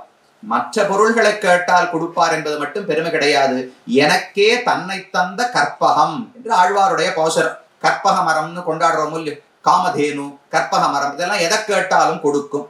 ஆனா காமதேனு இடத்துல போய் நீ கொஞ்சம் ஸ்வர்க்கத்திலிருந்து புறப்பட்டு என் வீட்டுக்கு வந்துடுறியா, இனிமே என்னோட இருன்னு கேட்டா ஒரு நாளும் காமதேனு ஒற்றுக்கொள்ள மாட்டாள். ஆனா பகவான் ஒற்றுக்கொள்வா. ஏன், எந்த பக்தன் கூப்பிட்டாலும் அவர் ஹிருதயத்துக்கு வந்து இங்கிருந்து போக மாட்டேன்னு உள்ளேயே இருக்கிறாரோ இல்லையோ. அப்ப எனக்கே தன்னை தந்த கற்பகம். மற்ற எந்த வள்ளலுமே தன் சொத்தை கொடுப்பாரே தவிர தன்னை கொடுக்க மாட்டார். பகவான் தான் தன்னையும் கொடுக்கக்கூடியவர். அதுக்கு மேல சேர்த்தார் கோதில் வள்ளல். வள்ளல்னு சொன்னா மட்டும் போராது, கோது இல் வள்ளல். கோதுனா குற்றம், குற்றமற்ற வள்ளல் பகவான் மட்டும்தான் தெரிவித்தார். ஏன்னா கொடுத்ததை சொல்லி காட்டவே மாட்டார். ஒருவரிடத்திலும் பண்ணது கிடையாது. தான் பண்ண ஒரு உபகாரத்தை, உதவியை எங்குமே பகவான் சொல்லி காட்டுவதே கிடையாது, நினைவில் கொள்வதே கிடையாது. கண்ணன் திரௌபதிக்காக எத்தனையோ உதவிகளை செய்தார். அவள் பண்ணது என்ன? ஒரு முறை சரணாகதி பண்ணாளா? கோவிந்த பொண்டரீகாட்ச ரக்ஷமாம் சரணாகதாம் என்று ஒரு முறை திரௌபதி சரணாகதி பண்ணாள். அப்பவே புடவையை கொடுத்தார். அப்புறம் பண்டபாண்டவர்களை ரட்சித்து கொடுத்தார். காட்டுக்கு போன போது இவர்களுக்கு என்னென்ன துன்பம் வந்ததோ ஓடி ஓடி வந்து ரட்சித்தார். ஒண்ணுமே இருக்காது, ஒரு சின்ன விஷயம். துர்வாசர் வந்தார், சாப்பாடு போடுறதுக்கு பிரசாதம் இல்லை. உடனே கண்ணன் ஓடி வந்து அந்த ஒரு பெருக்கியை சாப்பிட்டு எல்லாருக்கும் பசி தீர்க்கணும். என்னென்ன துன்பமோ ஓடி ஓடி. அவர் துவாரகையில் இருந்ததை விட பாண்டவர்களோடு காட்டில் இருந்த நாட்கள் தான் அதிகம். அதை போல கண்ணன் வந்து வந்து என்னென்ன கட்டமோ, இவர்களுக்கு கீதையை உபதேசிக்கணுமா, அர்ஜுனனுக்கு பண்ணார். தேரோட்டணுமா பண்ணார். தூது போகணுமா பண்ணார். ஆழி கொண்டு இரவி மயத்து ஜெயதிரதனை கொல்லணுமா பண்ணார். பீஷ்மரை வீழ்த்தத்துக்கு சிகண்டியை நிறுத்தணுமா பண்ணார். துரோணாச்சாரியர் அழிக்கிறதுக்கு அஸ்வத்தாமா இறந்து போனான்னு பொய் சொல்ல வைக்கணுமா சொல்ல வச்சார். எதுக்குமே தயங்கினது கிடையாது. இத்தனையும் பண்ணி முடித்தாரோ இல்லையோ. நீர்மையில் நூற்றுவர் வீய ஐவர்க்கு அருள் செய்து நின்று பார்மல்கு சேனையவித்த பரம் சுடர் என்று ஆழ்வார் பாடுகிறார். 100 பேர் இறந்து போய் 5 பேர் வெற்றி கொள்ளும்படிக்கு பகவான் கண்ணன் யுத்தத்தையே அவர்தான் நடத்தினார். எல்லாம் பண்ணி முடிச்சாச்சு. கடைசியில கண்ணன் புறப்பட்டு வைகுந்தத்துக்கு செல்லுகிறார். குஜராத் மாநிலத்துல வெராவல் அப்படின்னு ஒரு இடம், அங்க பிராபாச கஷேத்திரம்னு இருக்கு. அந்த இடத்துல இருந்தா கண்ணன் திரும்ப வைகுந்தத்துக்கு போனது. ஜரா என்று ஒரு வேடன். அந்த வேடன் ஒரு அம்பால கண்ணனுடைய கட்டை விரல்ல அம்ப விட்டார். அது பட்டதுக்கு பீஷ்மாச்சாரியர் 100கணக்கான அம்புகளால தொலைத்தார் கண்ணனை. பார்சாதி பெருமாள் சேவிக்கிறோமோ இல்லையோ, முகம் முழுக்க அம்பால் தொலைக்கப்பட்டு அன்னைக்கெல்லாம் உயிர் போகவே இல்லை. கட்டை விரல் ஓரத்துல ஒரு வேடன் அம்பு பட்டதுக்காக உயிர் போயிடுத்தான். எல்லாம் ஷாக்கு. ஏதோ ஒரு காரணம், ஒரு சாக்கு சொல்லணுமோ இல்லையோ, இதையே வியாஜமாக கொண்டு வைகுந்தத்துக்கு போனார். போகும்போது கண்ணன் ஒரு வார்த்தை சொன்னார், கோவிந்தேதி யதாக்கிரந்தது கிருஷ்ணாமாம் தூரவாசினம் ரிணம் பிரவருத்தமிவமே ஹிருதயான் நாபசர்பதி. கண்ணன் சொல்லக்கூடிய வார்த்தை, நான் ஒரு பெரிய கடனாளியாக என்னை உணர்கிறேன், மனசு ரொம்ப வருத்தமா இருக்கு. திரௌபதி அன்னிக்கு எனக்கு ஒரு கடன் கொடுத்தாள், அந்த கடனை என்னால திரும்ப கட்ட முடியல. அது வளர்ந்து வட்டி போட்டு ரொம்ப உயர்ந்து விட்டது. வட்டியும் செலுத்த முடியவில்லை, கடனையும் அடைக்க முடியவில்லை. கடனாளியாக நான் உணர்கிறேன், வருத்தப்படுகிறேன்னு கண்ணன் சொல்றார். திரௌபதி என்ன கடன் கொடுத்தானா, கோவிந்தான்னு கூப்பிட்டாளே, அந்த ஒரு நாமத்தை சொன்னதற்கு என்னால பதிலுக்கு ஒண்ணுமே உதவி செய்ய முடியவில்லையே, நான் கடன் வாங்கிவிட்டு திரும்ப செலுத்த முடியாதவன் போல வருத்தப்படுகிறேன்னு கண்ணன் தெரிவிக்கிறார். அப்ப இத்தனை நாள் பண்ணது என்னன்னால் அது அவர் மனசிலேயே இல்லை. நான் பதிலுக்கு ஒன்னும் செய்ய முடியவில்லை. அவள் பண்ணது பெரிய காரியம். ஆபத்து வரும்போது என்ன நினைச்சாலும். ஏன் கண்ணனுக்கு திரௌபதி நடத்தல் ஆசை என்றால், நாம யாரா நினைக்கிறோமா, ஆபத்து வந்தா உடனே தகப்பனார், தாயார், மனைவி, குழந்தை யார் ரட்சிப்பார்கள், உதவனா, நண்பனா, யாரான வேலைக்காரர்களா என்னன்னு யோசிப்போமே தவிர, ஆபத்து வந்தவுடனே நாராயணன் நினைக்கணும், கண்ணன் நினைக்கணும் நமக்கு எண்ணமே வருவது கிடையாது. அந்த பெண்ணுக்கு அந்த தைரியம் இருந்ததோ இல்லையோ, அந்த நம்பிக்கை இருப்பதனால்தான் கண்ணனுக்கு ரொம்ப பிடிக்குமா. பாண்டவர்களுக்காக அவர் யுத்தத்தை நடத்தவே இல்லை, திரௌபதிக்காகத்தான் யுத்தத்தையே நடத்தினார். அவள் விரித்த குழலை பார்க்க சகிக்க முடியவில்லை. சிசுபாலனுடைய அவனோட துஷாசனுடைய ரத்தத்தை எடுத்து பூசினால்தான் முடிப்பேன்னு பிரதிஜை செய்து விட்டாள். அதற்காக யுத்தத்தை நடத்தினாராம். எல்லாம் பண்ணி இருந்தாலும் ஒண்ணுமே செய்யவில்லை என்று சொல்லி கொண்டு போனாரோ இல்லையோ, அதுதான் கோதில் வள்ளல். எத்தனை கொடுத்தாலும் கொடுத்தேன் என்று சொல்லவே கூடாது. அது இந்த அஷ்டகனுக்கு இல்லை. கொடுத்ததை சொல்லி சொல்லி காட்டினார். நீ பண்ண தானம் சுமார் தான், ஸ்வர்க்கத்திலிருந்து வெகு விரைவில் இறங்கி விடுவாய் என்று நாரதர் சொன்னார். சரி, அடுத்த பிரதர்தனுக்கு ஆசை. சரி, அண்ணாவுக்கு சுமாரான தானம், நான் தான் நல்ல தானம் பண்ணிருக்கேன்னு பிரதர்தனுக்கு எண்ணம். அவனை கூப்பிட்டார். இல்லப்பா, நீ பண்ண தானத்திலும் ஒரு சின்ன குறை இருக்கு. அவர் பண்ண அளவுக்கு தப்பில்லை, ஆனா ஒரு சிறு குறை இருக்கிறதுன்னு தெரிவித்தார். என்ன குறை என்றால், ஒரு முறை இவர் தேரிலே போய்கொண்டிருந்தாராம். 4 குதிரைகள் பூட்டின தேர். அதுல பிரதர்தனன் போய்கொண்டிருக்கிறார். யாரோ ஒருத்தர் எனக்கு ஒரு குதிரை வேணும்னு கேட்டார். முதல் குதிரையை ஆனந்தமா கொடுத்துட்டார். என்கிட்ட 3 இருக்கே, கட்டமே கிடையாது, தேர் போகும். முதல் குதிரையை கொடுத்தார். இன்னும் கொஞ்சம் தூரம் கழிச்சு 2வது ஒருத்தருக்கு 2வது குதிரையை கொடுத்தார். 3வது ஒருத்தருக்கு கொடுத்தார். கடைசி 4வது குதிரையும் யாரோ ஒருத்தர் கேட்கவே, தனக்கு குதிரையே இல்லாவிட்டாலும் பரவாயில்லைன்னு கொடுத்து விட்டார். உயர்ந்த தானம் தானே, தனக்கு எதுவுமே இல்லாவிட்டாலும் பிறருக்கு கொடுக்கணும்னு எண்ணினார். ஆனா கடைசி குதிரையை கொடுத்து முடித்த பிறகு மனசுல ஒரு சின்ன வருத்தம் ஏற்பட்டதாம். ஐயோ, இப்படி கொடுக்க வேண்டி வந்து விட்டதே, நமக்கு இல்லாமல் இருக்கிறோமேன்னு ஒரு எண்ணம் பிறந்து விட்டது. பண்ண தானமெல்லாம் போச்சுன்னு தெரிவிக்கிறார் நாரதர். கொடுத்து விட்டு வருத்தப்படக்கூடாது. அதனால்தான் நாங்க என்ன தெரியுமா பண்றோம், எந்த பொருள் வீட்டுல பயனில்லாமல் கிடைக்கிறதோ அதைத்தான் தானம் பண்றோம். வருத்தமே வராது பாருங்க. அதை சாஸ்திரம் ஒத்துக்கொள்ளவே இல்லை. உனக்கு எது ரொம்ப பிடித்தமான பொருளோ, உன் வீட்டிலேயே எதை நீ ஆசையாக வைத்துக் கொண்டிருக்கிறாயோ அதை கொடுன்னு சொல்றது. நமக்கு வேஷ்டி எல்லாம் வரும், வந்தா இதெல்லாம் நல்ல 10 கரை வேஷ்டியா இருக்கு, நான் வச்சுக்கிறேன், உடுத்திக்கிறேன். இதெல்லாம் சுமார் வேஷ்டியா இருக்கு, மற்றவாளு கொடுத்துடலாம் அப்படின்னு பிரிச்சு வைக்கிறேன் பாருங்க. பண்ணவே கூடாது. உயர்ந்த வேட்டியத்தான் மற்றவர்களுக்கு கொடுக்கணும். கண்ணனுக்கு அந்த பழக்கம் உண்டா. இதே திருப்பாவையில பாருங்க, தூமணி மாடத்து சுத்தும் விளக்கெரிய தூபம் கமழ துயரணமேல் கண் வளரும் மாமான் மகளே என்று ஆண்டாள் ஒரு பாசுரத்திலே பாடுகிறாள். தூமணி மாடம், அழகான ரத்னங்கள், மணிகள், மாணிக்கங்கள் எல்லாம் வச்சு அரண்மனை மாளிகையே கட்டி கொடுத்திருக்காராம். கண்ணன் தான் இந்த பெண்ணுக்கு மாளிகையே கட்டி கொடுத்தது. தூமணி மாடம், மிக தூய்மையான மணிகளை கொண்டு கட்டப்பட்ட மாடம்னு ஆண்டாள் பாடினாள். என்ன அர்த்தம்னால், கண்ணனுக்கு எத்தனையோ அரசர்கள் வைரம், வைடூரியம், மாணிக்கம் எல்லாத்தையும் சமர்ப்பிப்பார்கள் அல்லவா. அதை கண்ணன் எடுத்து வச்சுட்டு 2ஆ பிரிப்பாராம். இதெல்லாம் தோஷமற்ற கற்கள், நல்ல உயர்ந்த ரகம், தோஷமே இல்லாத கல். இதெல்லாம் தோஷம் இருக்கும் கற்கள் அப்படின்னு 2ஆ பிரிச்சுப்பார். தோஷம் இருக்கும் கற்கள் எவையோ அதுல தோஷத்தை விலக்குவதற்கு சில வழிகள் உண்டு. அந்த தோஷத்தை போக்கிவிட்டு அதுல ஹாரம் பண்ணி, அதுல ஆபரணங்கள் பண்ணி தான் போட்டு பாராம். இல்ல தன்னுடைய வீட்டில் எங்கேயாவது ரத்தனம், வைரம், வைடூரியம் பதிக்கணும்னா தோஷம் நீக்கப்பட்ட கற்களை கொண்டு தன்னுடைய அலங்காரத்தை செய்து விடுவார். தோஷமற்ற கல் தூய்மையான கற்கள், அந்த கற்களை கொண்டு ருக்மிணிக்கு, சத்யபாமைக்கு, அதே போல ஜாம்பவதிக்கு, இந்த கோபிகைக்கு, இவர்களுக்கெல்லாம் வீடு கட்டி கொடுத்துருவாராம். அப்ப கண்ணனுடைய எண்ணம் என்ன, உயர்ந்த பொருள் வந்தா மற்றவர்களுக்கு தானம் கொடுக்கணும், சுமாரான பொருள் வந்தா தான் வைத்துக் கொள்ள வேண்டும் என்று நாம் அப்படியே மாத்தி வச்சுட்டு இருக்கோம். நல்ல பொருளை நான் வச்சுக்கிறேன், நீ தான் துக்கப்பட. பிரதர்தனம் துக்கப்படவே தானே தானம் சுமாரா போச்சு.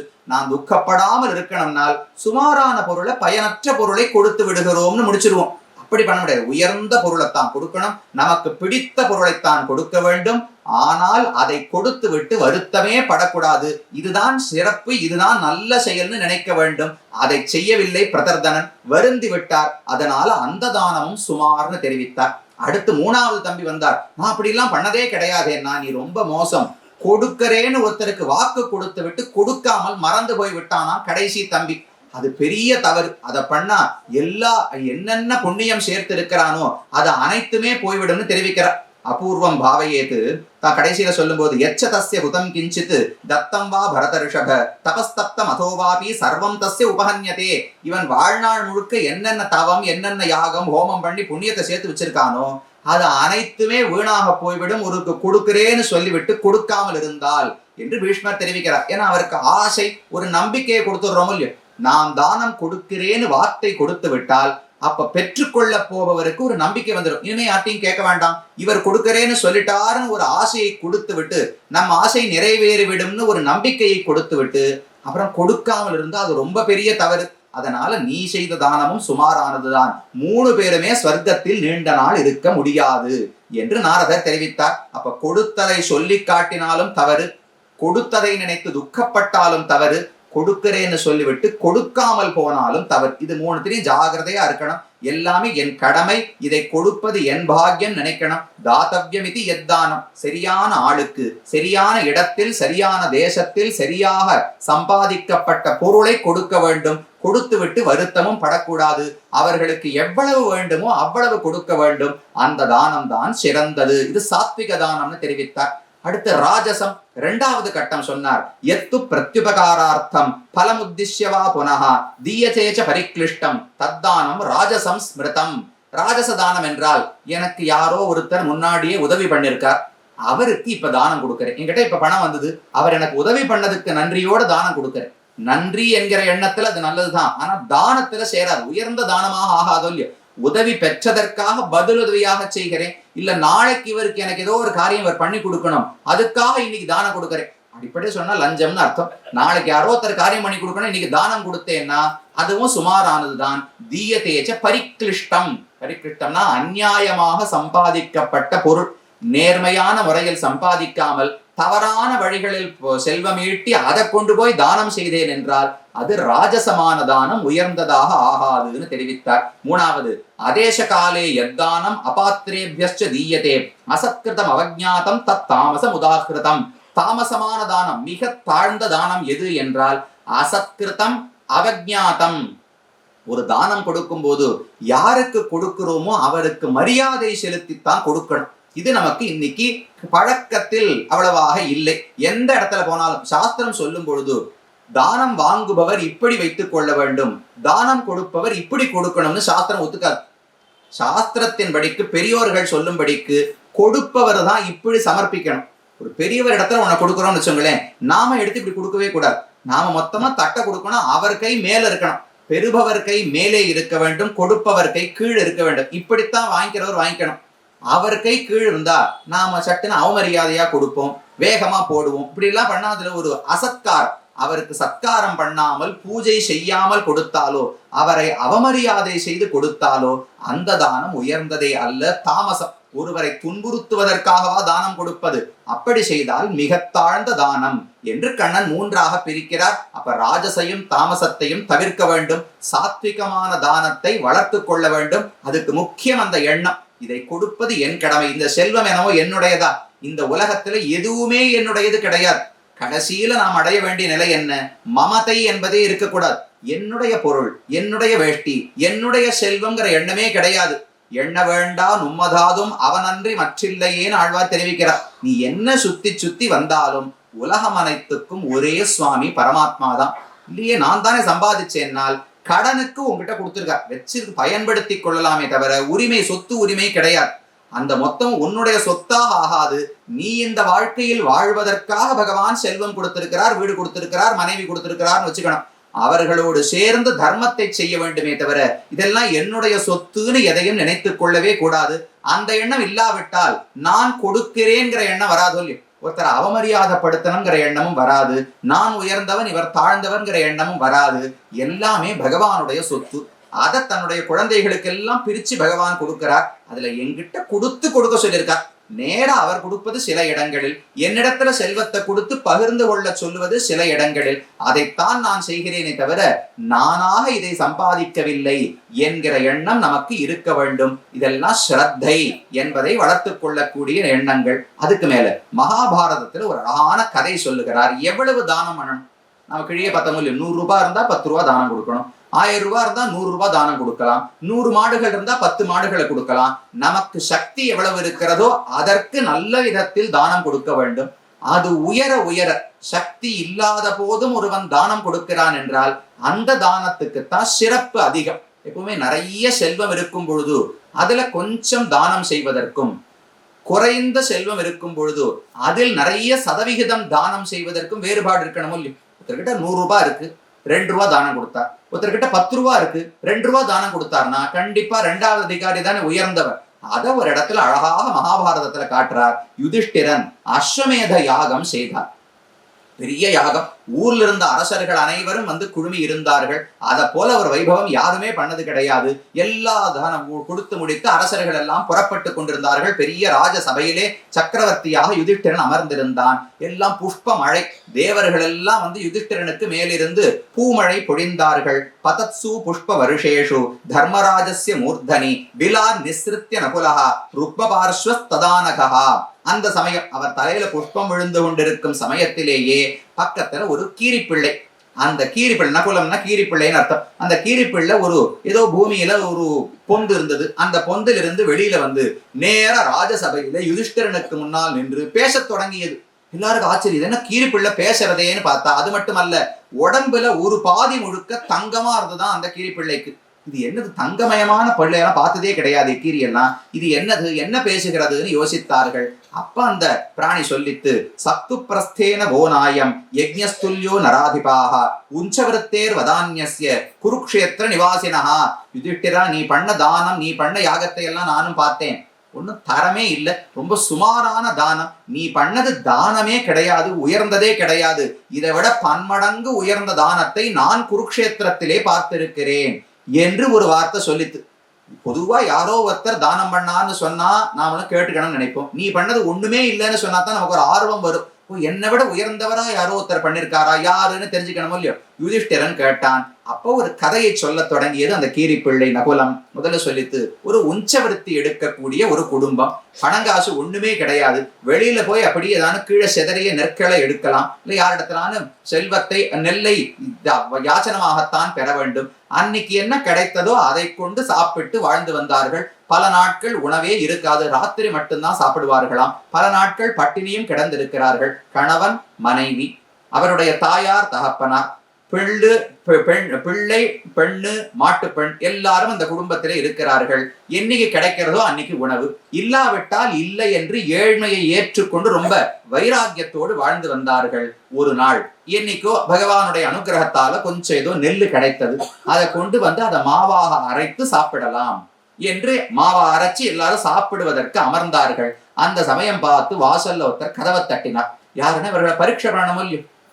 நல்லவனா யாராவது இருந்தால் அவன் எவ்வளவு நல்லவன்னு தேர்வு பண்ணணும்னு தேவர்களுக்கு அப்பப்போ ஒரு எண்ணம் வரும். உடனே தர்மராஜன் ஒரு ஏழையினுடைய வடிவத்தை எடுத்துக்கொண்டு ஒரு வழிப்போக்கன் வடிவத்துல வந்து கதவை தட்டினார். யாரோ வாசல் வந்திருக்காளேன்னு கதவை திறந்தா பெரியவர் ஒருத்தர் இருந்தார். உடனே உள்ளே வரவேற்று இருப்பதற்கு இடத்தை கொடுத்து அர்க்கியம், பாத்தியம், என்னென்ன உபச்சாரம் பண்ணணுமோ பண்ணி, அவருக்கு இப்ப சோறு போடணுமே, ஒரு பசியோட வந்திருப்பார்னு தெரியும். அந்த எஜமான கணவன் முதல்ல தன்னுடைய பங்கு மாவு இருந்ததோ இல்லையோ, அந்த மாவை எடுத்து, சத்துனா மாவு, அந்த தன் பங்கு மாவை எடுத்து முதல்ல அந்த வயோதிகருக்கு கொடுத்தார். சாப்பிட்டு முடிச்சுட்டு, எனக்கு பசி தீரல, இன்னும் கொஞ்சம் இருக்கான்னு கேட்டார். இவருக்கு என்ன பண்றதுன்னு தெரியல, சுத்து மொத்தம் பார்த்தார். முதல்ல மனைவி வந்து இந்த பகுதியும் கொடுத்து விடும்னு ஒரு இடத்துல நீட்டினா.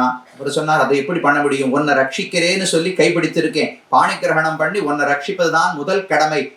நீ ஏற்கனவே பல நாட்களாக உண்ணவில்லை, உனக்கு அதனால எவ்வளவு கட்டம் எனக்கு தெரியும், எப்படி உன்னுடைய பெற்றுக்கொள்வதுன்னு அவ கேட்டாள். இல்லையே சகதர்மச்சாரிணி, நீர் தர்மம் செய்யும் போது கூட தர்மம் செய்வதுதான் என் பண்புன்னு சாஸ்திரம் சொல்லுகிறது. நீர் உம்ம பங்கு கொடுத்தா அடுத்து என் பங்கத்தானே கொடுக்கணும். அதனால அவளும் கொடுத்தாள். சரின்னு சாப்பிட்டார். போரலைன்னு சொல்லிட்டார். அடுத்து மகன், மகள் கிட்ட வந்தார்கள். எங்கள் பகுதிகளையும் வைத்துக் கொள்ள வேண்டும். நீர் தான் இத்தனை நாளா பார்த்திருக்கிறீர், எத்தனை நாள் நாம பட்டினி கிடந்தது கிடையாது.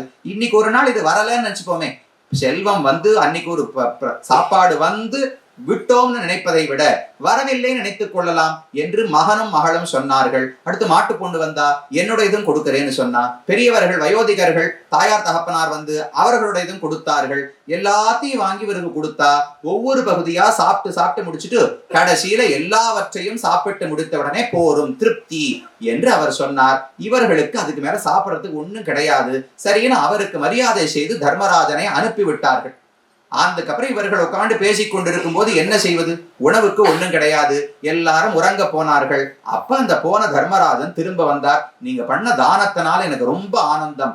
உங்களை வருத்தி கொண்டாலும் வந்தவருக்கு உணவில்லாமல் போகக்கூடாது, கொடுக்க இல்லைன்னு ஒருத்தரிடத்துல சொல்லக்கூடாது. சாஸ்திரம் சொல்லுவதே யார் எதை வந்து கேட்டாலும் ஒன்னால முடிஞ்சதை கொடு, சொல்பம் வா பகுவா தத்பவேத்துன்னு தெரிவிக்கிறது. ஒன்னால இல்லைன்னு யார்ட்டையும் சொல்லாத, கொஞ்சமா இருந்தா கொஞ்சமா கொடு, நிறைய இருந்தா நிறைய கொடு, இல்லை என்று யாரிடத்திலும் சொல்லாதே என்று சாஸ்திரம் சொல்லுகிறது. இவர்கள் அதுக்கு மேல போய் தான் பட்டினி கிடந்தாலும் பரவாயில்லைன்னு கொடுத்தார்களோ இல்லையோ, தர்ம தேவதைக்கு ரொம்ப ஆனந்தம். அகோதானம் குஷ்யதே ஸ்வர்கே ஸ்வர்க நிவாசிபிகி ககனாத் புஷ்ப வருஷம் ச பஷ்யேதம் பதிதம் புவி. பெரியோர்கள் அந்த குடும்பத்தவர்களை பார்த்து சொல்றார், நீங்க பண்ண தானத்தை ஸ்வர்க்கத்திலேயே கொண்டாடி கொண்டிருக்கிறார்கள். இதை போல உலகத்துல வைராக்கியத்தோடு இருப்பவர்களை பார்த்தது கிடையாது. யுதிஷ்டிரன் தலையில புஷ்பமழை பொழிந்தது ஒண்ணுமே கிடையாது. இதோ உங்கள் தடையில் புஷ்பமழை பொழியட்டும்னு தர்மராஜன் சொன்னார். தேவர்கள் எல்லாம் கொண்டாடினார்கள். க்ஷுதா நிர்ணுததி பிரஜ்ஞாம் தர்ம புத்திம் யபோஹதி க்ஷுதா பரிகத ஞானஹா திருதிம் தியஜதி சைவஹ. அப்ப அவர் சொல்றார், நீங்க ஜெயித்தது சாதாரணமான விஷயம் கிடையாது. பசியை வெல்வது என்பது ரொம்ப கடினம். பசி வந்தால் பத்தும் பறந்து போகும்னு சொல்றோமோ இல்லையோ, பசி வந்து விட்டால் தர்மத்துல புத்தி போகவே போகாது. ஆனாலும் பசியை பொறுத்து கொண்டு இத்தனை பேர் தர்மத்தை நினைத்தீர்கள் என்றால் அது எவ்வளவு கொண்டாடத்தக்கது. அதனால உங்களுக்கு ஸ்வர்க்கத்தையே கொடுக்கிறேன், நற்கதியை கொடுக்கிறேன் என்று சொன்னார். மேலிருந்து ஒரு விமானம் கீழே இறங்கி வந்து திவ்யமான தங்கமயமான விமானம். எல்லாரும் அதுல ஏறி அமர்ந்து கொண்டார்கள். நேர ஸ்வர்க்கத்துக்கே போய்விட்டார்கள். இந்த கதையெல்லாம் அந்த நகுலம் யுதிஷ்டிரனுக்கு சொல்லிட்டு இருக்கு. சரி, அவர்கள் பண்ண தானம் உயர்ந்துதான், உன் உடம்பு எப்படி தங்கமாச்சுன்னு கேட்டான்.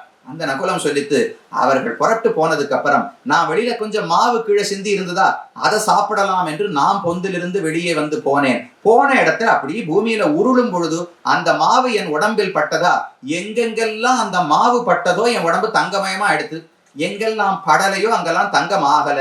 அன்னில் இருந்து இன்று வரை எங்கெல்லாம் தானம் நடக்கிறதோ எல்லா இடத்துலயும் போய் நான் உருண்டு உருண்டு பார்ப்பேன். இதுவரைக்கும் எங்குமே மிச்ச பாதி உடம்பு தங்கமா ஆகல. யுதிஷ்டிரா, நீ இப்ப தானம் கொடுத்தாயே, அதிலும் என் உடல் தங்கமாக மாறவில்லை. அப்ப அவர்கள் பண்ண தானம் தான் உயர்ந்ததே தவிர நீ செய்தது ஒரு பொருளே கிடையாது. சக்து பிரஸ்தல் அவைஸ்தரிகி ததாகம் காஞ்சனீகிருதா நகி யஜ்ஞோ மகானேஷ சதுஷஸ்தைர் மதோ மம. நீ செய்த யாகமோ நீ செய்த தானமோ அதற்கு நிகரென்று சொல்லவே முடியாது. ஒண்ணுமில்லாதவர்கள் செய்த தானத்தை விட இவ்வளவு பணக்காரனான நீ அதுல ஒரு பகுதியைத்தானே கொடுத்தாய், ஒரு சின்ன சதவீதத்தை நீ கொடுத்திருக்க. அது அளவு அதிகமா இருக்கலாம். எப்பவுமே அளவு என்பது நம்முடைய கண்ணோட்டத்தை பொறுத்து தானே. நமக்கு திடீர்னு 10,000 ரூபாய்னா ஒருத்தருக்கு அதிகமா இருக்கலாம், ஒருத்தருக்கு 10 லட்சம்னா அதிகமா இருக்கலாம், ஒருத்தருக்கு 10 லட்சமே சாதாரண பணமா இருக்கலாம் இல்லையோ. பராசர பட்டர்னு ஒரு ஆச்சாரியன், அவருக்கு நஞ்சியர் என்று ஒரு சிஷ்யர் இருந்தார். அவர் இதே ஆண்டாள் பாசுரத்தை வச்சுன்னு ஒரு சந்தேகம் ஏற்பட்டது நஞ்சியருக்கு.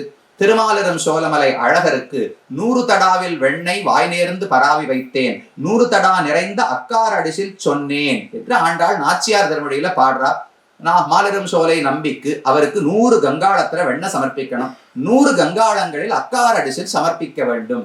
ஆண்டாளுக்கு ஆசை. ஒரு சின்ன பாத்திரத்துல கூட வெண்ணெய் சமர்ப்பிக்கவே இல்லை. அவளிடத்துல பணமும் கிடையாது, போவதற்கு வழியும் கிடையாது, பலமும் கிடையாது. இருந்த இடத்திலிருந்து வாய் நேர்ந்து பராவி வைத்தேன் என்று பாடினாள். இதை நஞ்சியர் கேட்டார். கேட்ட உடனே அவருக்கு ஒரு சந்தேகம் வந்தது. ஏன் ஆண்டாள் இப்படி பிரார்த்திக்கிறாள்? கண்ணன் கீதையில் சொல்லும் பொழுது பத்திரம் புஷ்பம் பலம் தோயம் யோமே பக்தியா பிரயச்சதி ததகம் பக்தியுபகிருதம் அஸ்னாமி பிரயதாத்மனஹா என்று தெரிவிக்கிறார். அர்ஜுனா, நான் ரொம்ப பெரியவனா இருக்கலாம், ஆனா என்னை மகிழ்விப்பதற்கு நீ ரொம்ப கஷ்டப்பட தேவையே கிடையாது. ஏன்னா உலகத்திலேயே பாருங்க, இந்த தெரு இல்ல இந்த ஒரு 4 தெருவுக்கு ஒருத்தர் தலைவர் இருப்பாரோ இல்லையோ, அவரை பார்க்கணும்னாலே ரொம்ப கெடுபிடி இருக்கும். அதுவே இந்த ஊருக்கு ஒருத்தர் தலைவரா இருக்காருன்னா இன்னும் பெரிய மனுஷரா இருப்பார், அவரை பார்க்கணும்னா இன்னும் நிறைய முயற்சி எடுக்கணும். இந்த நாட்டுக்கு தலைவர் இன்னும் பெரியவரா இருக்கணும், இந்த கண்டத்துக்கு தலைவர் யாரும் இல்ல, இருந்தால் இன்னும் பெரியவரா இருப்பார். உலகங்கள் அனைத்துக்கும் தலைவர் பகவான் நாராயணன். அப்ப அவரை பார்க்கணும், அவர் மகிழ வேண்டும் என்றால் நான் எப்பேற்பட்ட காரியங்களை பண்ணணும். சாதாரணமா ஒரு பழம் கொடுத்தாலோ ஒரு புஷ்பம் கொடுத்தாலோ ஒரு நாமங்களை பாடினாலோ திருப்தி அடைந்து விடுவாரா? ஒரு பெரியவருடைய ஸ்தானம் உயர உயர, அவருடைய மதிப்பு உயர உயர, அவரை மகிழ்விப்பது இன்னும் கஷ்டமா இருக்கும் இல்லையோ? அதை போல பகவானை மகிழ்விப்பது மிக கடினமானதோன்னு நமக்கு சந்தேகம் வரும். அதுக்காக கண்ணன் சொல்றார், தேவையே கிடையாது. ஏதோ ஒரு புஷ்பம், ஏதோ ஒரு பழம், ஏதோ ஒரு இலை, ஒண்ணுமே இல்லையா? தீர்த்தம் கிடைக்காமலே போகாதுன்னு அன்னைக்கு துவாபர யுகம், கலியுகத்துல வந்து பார்த்தாதான் தீர்த்தத்துக்கு எவ்வளவு கட்டம்னு அவருக்கு தெரிஞ்சிருக்கும். தண்ணீர் என்றைக்கும் கிடைக்கும் அல்லவான்னு நினைத்து கண்ணன் தோயம்னு பாடிவிட்டார். எதை வேணாலும் சமர்ப்பிக்கலாம், பக்தி உபகிருதம். அதை பக்தியோடு சமர்ப்பித்தாய் என்றால் நான் அந்த பழத்தை உண்பது கிடையாது, இலையை உண்பது கிடையாது, புஷ்பத்தை அனுபவிப்பது கிடையாது. நீ கொடுத்த பக்தியைத்தான் நான் அனுபவிக்கிறேன். பக்தி உபகிருதம் அஸ்னாமி பிரயதாத்மனா. அந்த பக்தி தான் எனக்கு உணவு அர்ஜுனா. பொருள் உணவு கிடையாது. பொருளினுடைய விலை எவ்வளவுங்கிறது முக்கியமே கிடையாது. அதில் இருக்கிற பக்தி தான் முக்கியம் என்று கண்ணன் தெரிவிக்கிறார். நாம கோவிலுக்கு அர்ச்சனைக்கு போவோம். ஒருத்தர் அர்ச்சனை தட்டுல மாம்பழம் வாங்கி வச்சிருந்தார், இன்னொருத்தர் அர்ச்சனை தட்டுல வாழைப்பழம். அடிக்கிட்ட அவ்வளவுதான் இருந்தது, வாழைப்பழம் வாங்கிட்டு போயிருந்தேன். இன்னொருத்தர் நல்ல மல்கோவா மாம்பழம் 200 ரூபா கொடுத்து 1 கிலோ மாம்பழம், 200 ரூபாய் தெரியாது, அதிகமா கூட இருக்கலாம், வந்து அவர் சமர்ப்பித்திருந்தார். அர்ச்சக சுவாமி 2 தட்டையும் வாங்கினார், நேர உள்ள போய் அர்ச்சனை பண்ணார். திரும்ப வந்த உடனே யார் எந்த தட்டை கொடுத்தாள்னு சட்டுன்னு சந்தேகப்பட்டு மாம்பழத்தட்டை என்கிட்ட கொடுத்துட்டார், வாழைப்பழத்தட்டை அவர்கிட்ட கொடுத்துட்டார். அவர் கோபம் வந்தது, நான் மாம்பழம் வாங்கிட்டு வந்திருக்கேன், அதை அவரிடத்தை கொடுத்துட்டு வாழைப்பழத்தை எனக்கு கொடுக்குறீங்களா, இது எவ்வளவு சுமாரான பழம்னு தெரிவித்தார். பகவானிடத்துல போகும் வரை மட்டும்தான் இது மாம்பழம், அது வாழைப்பழம். திரும்ப வரும்போது எல்லாம் பிரசாதம் தானே. நாமும் அதுல ஏற்றத்தாழ்வுகளை பார்க்கவே கூடாது. இது எந்த பழம், எவ்வளவு ரூபாய்க்கு வாங்கினேங்கிறது முக்கியம் கிடையாது. பகவானுடைய பிரசாதம். ஏன் வாழைப்பழம் சாப்பிட்டா அவர் அனுகிரகம் கிடைக்காதா? மாம்பழம் சாப்பிட்டாதான் அனுகிரகம் கிடைக்குமான்னு நமக்கும் அதுல ஏற்றத்தாழ்வு இருக்கக்கூடாது. பிரசாதம்னு பார்க்கணும். பகவானும் என் பக்தன் கொடுத்தது, ஒரு குச்சேலர் அவல் பிடிய கொடுத்தாலும் ஆனந்தமா சாப்பிட்டார். எத்தனை அரசர்கள் யசோதையும் தேவகி எவ்வளவு வெண்ணையும் தயிரும் பாலும் அறுசுவை உணவும் கொடுத்திருப்பார்கள். அதையும் அதே போல ஏற்றுக்கொண்டார். அவருக்கு எல்லாமே சமம்தான், எல்லாவற்றையும் ஏற்றுக்கொள்ளுகிறார். எளிமையாக சமர்ப்பித்தாலும் போரும் பகவான் மகிழ்கிறார் என்று பகவானோட கீதையில தெரிவிக்கிறார். ஆனா இந்த இடத்துல ஆண்டாள் 100 தடாவில் வெண்ணெய் வாய் நிறந்து பராவி வைத்தேன், 100 தடா நிறைந்த அக்காரடிசல் சொன்னேன்னு பாடுகிறாளே. அப்ப பகவானுக்கு நிறைய சமர்ப்பிக்கணுமா, கொஞ்சமா சமர்ப்பிக்கணுமா? கொஞ்சம் கொடுத்தாலே ஆனந்தப்படுவாரா? இல்ல ஆண்டாள் சொன்னது போல நானும் பட்டாட்டோபமா நிறைய சமர்ப்பிக்கணுமா? புரியவில்லையேன்னு நஞ்சியர் கேட்டா. அப்ப பட்டர் சொன்னார், உம்முடைய பார்வையால 100 தடா வெண்ணெய்ங்கிறது அதிகமா இருக்கலாம், கண்ணன் பார்த்திருக்கிற வெண்ணெய் யோசிச்சு பாருங்க. அவர் ஆய்ப்பாடி முழுக்க கண்ணன் பிறப்பதற்கு முன்னால் மக்கள் வெண்ணெய் உண்டார்கள். கண்ணன் பிறந்த பிறகு ஒருத்தரும் வெண்ணெய் சாப்பிட்டது கிடையாது. இவர் மட்டும்தான் மொத்த வெண்ணெயை சாப்பிட்டிருக்கார். அவ்வளவு வெண்ணெயை பார்த்தவருக்கு 100 கங்காளங்கிறது ஒரு பொருட்டே கிடையாது. அப்ப யார் கண்ணோட்டத்திலிருந்து பார்க்கிறோம்னு அர்த்தம். நமக்கு 100 கங்காளம் அதிகமா இருக்கலாம், கண்ணனுக்கு 100 கங்காளங்கிறது பத்திரம், புஷ்பம், பலம், தோயம். அதுக்கு நிகரானதுதான் அவருடைய கண்ணோட்டத்தில். அதை போல நாம் பார்க்கும் பொழுது யுதிஷ்டிரன் பண்ணது ரொம்ப பெரிய தானம். ஆனா அவருடைய செல்வத்துக்கு அது ஒரு சின்ன பகுதி தானே. ஆனால் இந்த ஒரு வயோதிகர் செய்தது, இந்த ஒரு தர்மிஷ்டர் செய்தது என்பது ஒண்ணும் இல்லாத போது உயர்ந்த தானம் பண்ணாரோ இல்லையோ, அதுதான் உயர்ந்தது. அங்க உருண்டுதான் தங்கமாச்சே தவிர உன் தானத்தில் உருண்டு என் உடல் தங்கமாக மாறவில்லை என்று அந்த நகுலன் வந்து சொன்னதான். இப்படி மகாபாரதத்துல ஒரு சரித்திரம். அப்ப எவ்வளவு கொடுக்கிறோம் என்பது முக்கியம் அல்ல, எவ்வளவு வைத்துக்கொண்டு எவ்வளவு கொடுக்கிறோம். அது எப்படி சாமி எல்லாராலும் முடியுமா? இது நடைமுறைக்கே உதவாததாக இருக்கிறதே. 100 ரூபாய் இருந்தா 100 கொடுக்க முடியுமானால் அந்த நாள் ஒரு நாள் வரலாமோ இல்லையோ? இன்னைக்கு கொடுக்க முடியாது, பொறுப்பு இருக்கு. என்றைக்காவது ஒரு நாள் அதை கொடுக்கும் அளவுக்கு எனக்கு பக்குவம் வர வேண்டும்னு தாராளமா பிரார்த்தித்துக் கொள்ளலாமே. எனக்கு செல்வத்துல ஆசை இருக்கக்கூடாது, பகவானிடத்துல நம்பிக்கை வைக்கிறேன். அப்ப யாரானு வந்து கேட்டால் நாம் என்ன, எங்கேயும் உலகத்துல அப்படிலாம் நடக்கிறது கிடையாது. நம்ம செல்வம் முழுக்க எழுதி கொடுன்னு யாரானு வந்து கேட்டிருக்காடான்னு. மிஞ்சி போனா இன்னைக்கு அடியன் வரும்போது இடுப்புல 200 ரூபாய் கொண்டு வந்தேன், அதை ஒருத்தர் கேட்டாரு வேணா 200 ரூபாய் கொடுக்கலாமே தவிர வங்கி கணக்கில் இருக்கிறதெல்லாம் எடுத்து கொடுன்னு யாரும் இன்னைக்கு கேட்கவும் போவது கிடையாது. ஆனா நாம என்ன பண்றோம், 200 ரூபாய் இருக்குன்னா 20 ரூபாய் கொடுக்கணும். அந்த 200 கொடுக்கிற அளவுக்கு பக்குவம் வர வேண்டும் வேணா பிரார்த்தித்துக் கொள்ளலாம். அது தானத்தில் இருக்க வேண்டிய சிறப்புன்னு தெரிவித்தார். அதுக்கு மேல பலவிதமான தானங்கள். உயர்ந்த தானம் எதுன்னு கேட்டால் ஹிரண்ய தானம், கோதானம், பிருத்திவி தானம் ஏவச்ச பேதானி வை பவித்ராணி தாரயந்தியபி துஷ்கிருதம். தவறு எத்தனை பாபம் செய்தவனாக இருந்தாலும் பூமி தானம், கோதானம், ஹிரண்யம் தங்க தானம், இது 3ஐயும் செய்தான் என்றால் அந்த பாபங்களிலிருந்து விடுபடுகிறான், அதத்தை தாண்டுகிறான் என்று இந்த 3க்கும் பெருமை சொன்னார். ஏன்னா ஹிரண்யம், பூமி ரெண்டுமே பல நன்மைகளை கொடுக்குமோ இல்லையோ. பூமி என்பது ரொம்ப உயர்ந்தது.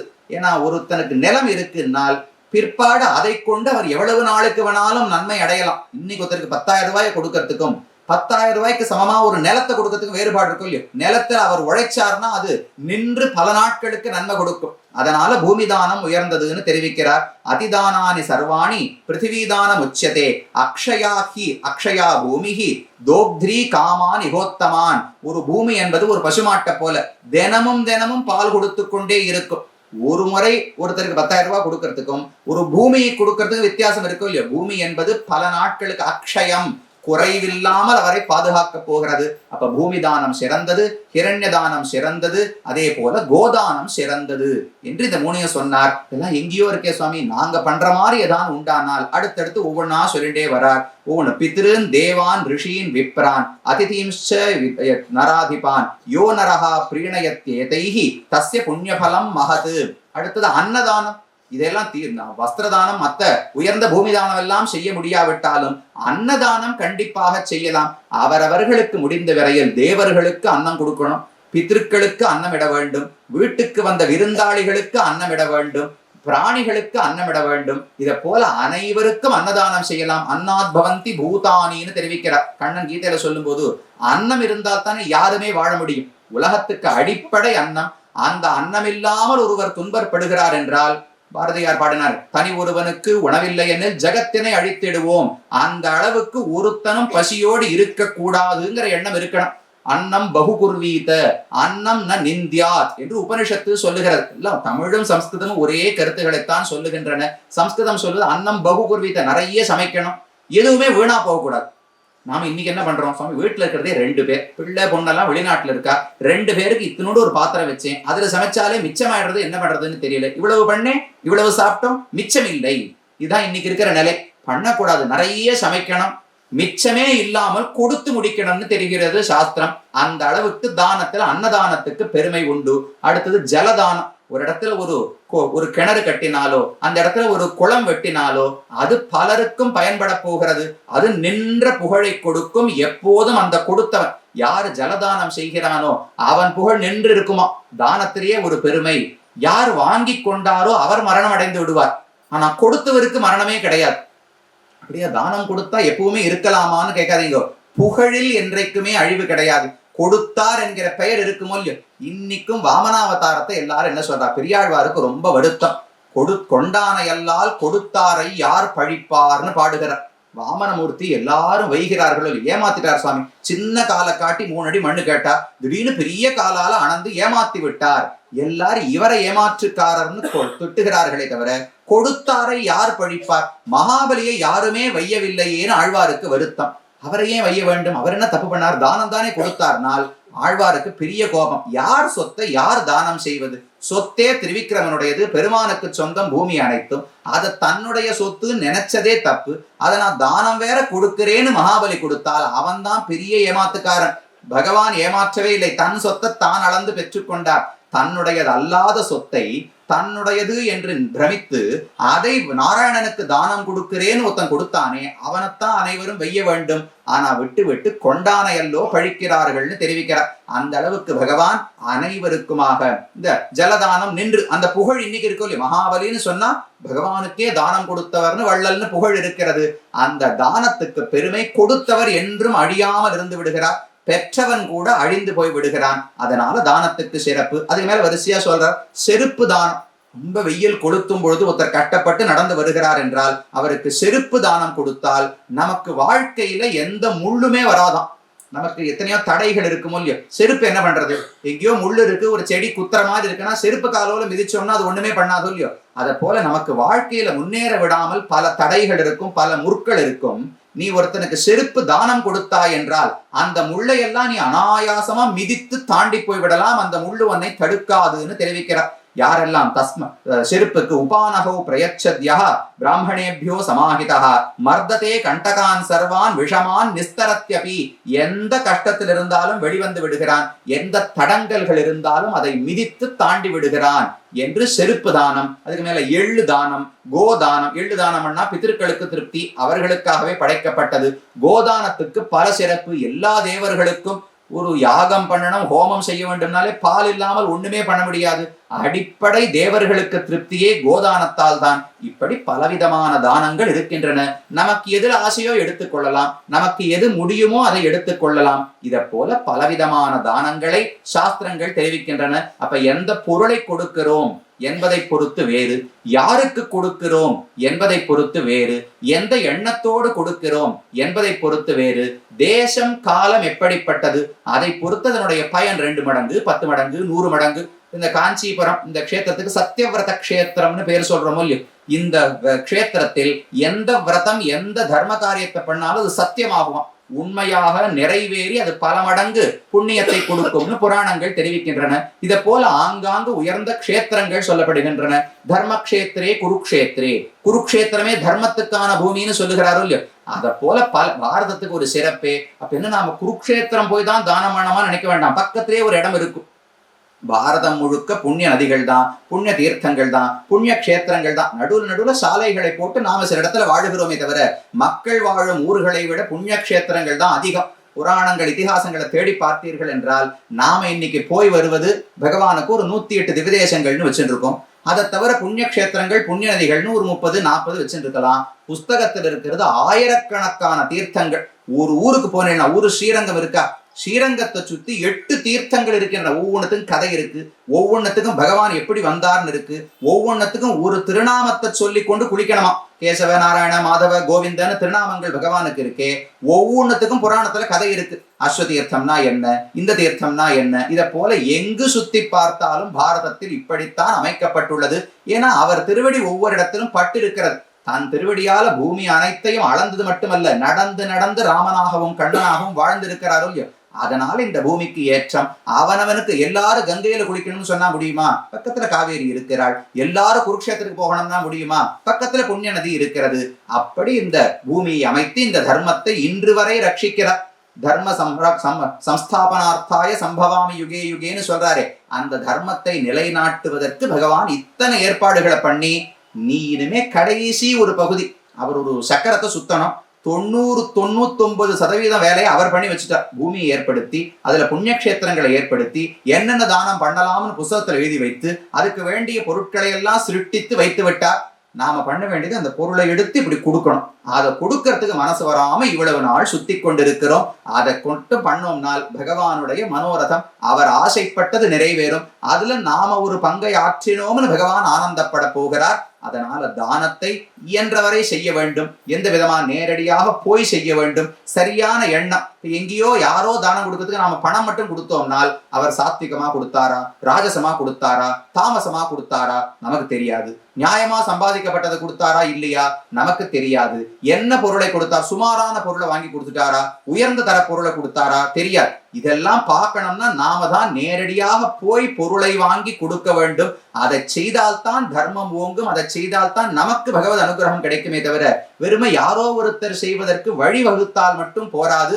அந்த பாக்கியத்தையும் அவர் தான் கொடுக்கணும். இதுக்கெல்லாம் வழியே இல்லாமல் போகிறது என்னால் நமக்கு மனசு இருந்தால் பகவான் வழியை ஏற்படுத்தி கொடுப்பார் என்கிற நம்பிக்கை இருக்க வேண்டும். இந்த தர்மம் அழிந்து போவதற்கு ஒரு நாளும் அனுமதிக்க மாட்டாரோ இல்லையோ, தர்மத்தை ரட்சிப்பதற்கு அவர் தான் இருக்கிறார். இஷ்டாபூர்த்தம் பகுதா ஜாதம் ஜாயமானம் விஸ்வம் பிபர்த்தி புவனஸ்ய நாபிகின்னு உபனிஷத் சொல்றது. இந்த தர்மம் அனைத்தையும் தாங்கி கொண்டிருக்கிற அச்சு, ஒரு சக்கரம்னு சொன்னா நடுவுல அச்சு சொருகி வச்சா தானே நிற்கும். அத போல நாபியாக பகவான் இருந்து இந்த தர்ம சுழலை எல்லாம் தான் நிர்வாகம் செய்து கொண்டு வருகிறார். அப்ப அதுல நம்பிக்கை வைத்து நாமும் அந்த சக்கரத்துல ஏறணும். அந்த ஒரு எந்திரம் சுத்தும் பொழுது நாமும் சேர்ந்து சுத்தினோம் என்றால் பகவதுடைய அனுகிரகம் கிடைக்கும். நாமும் ஆன்மீக பாதையில் முன்னேறி பக்தனாக ஆகி அந்த கண்ணனையே அடையலாம் என்பது தானத்தினுடைய சிறப்பு. இன்னும் பலவிதமான பொதுவான தர்மங்கள் வேற என்னென்ன செய்ய வேண்டும், எதை செய்யலாம் என்பதையும் பல இதிகாசங்களிலும் கதைகளிலும் சொல்லுகிறார்கள்.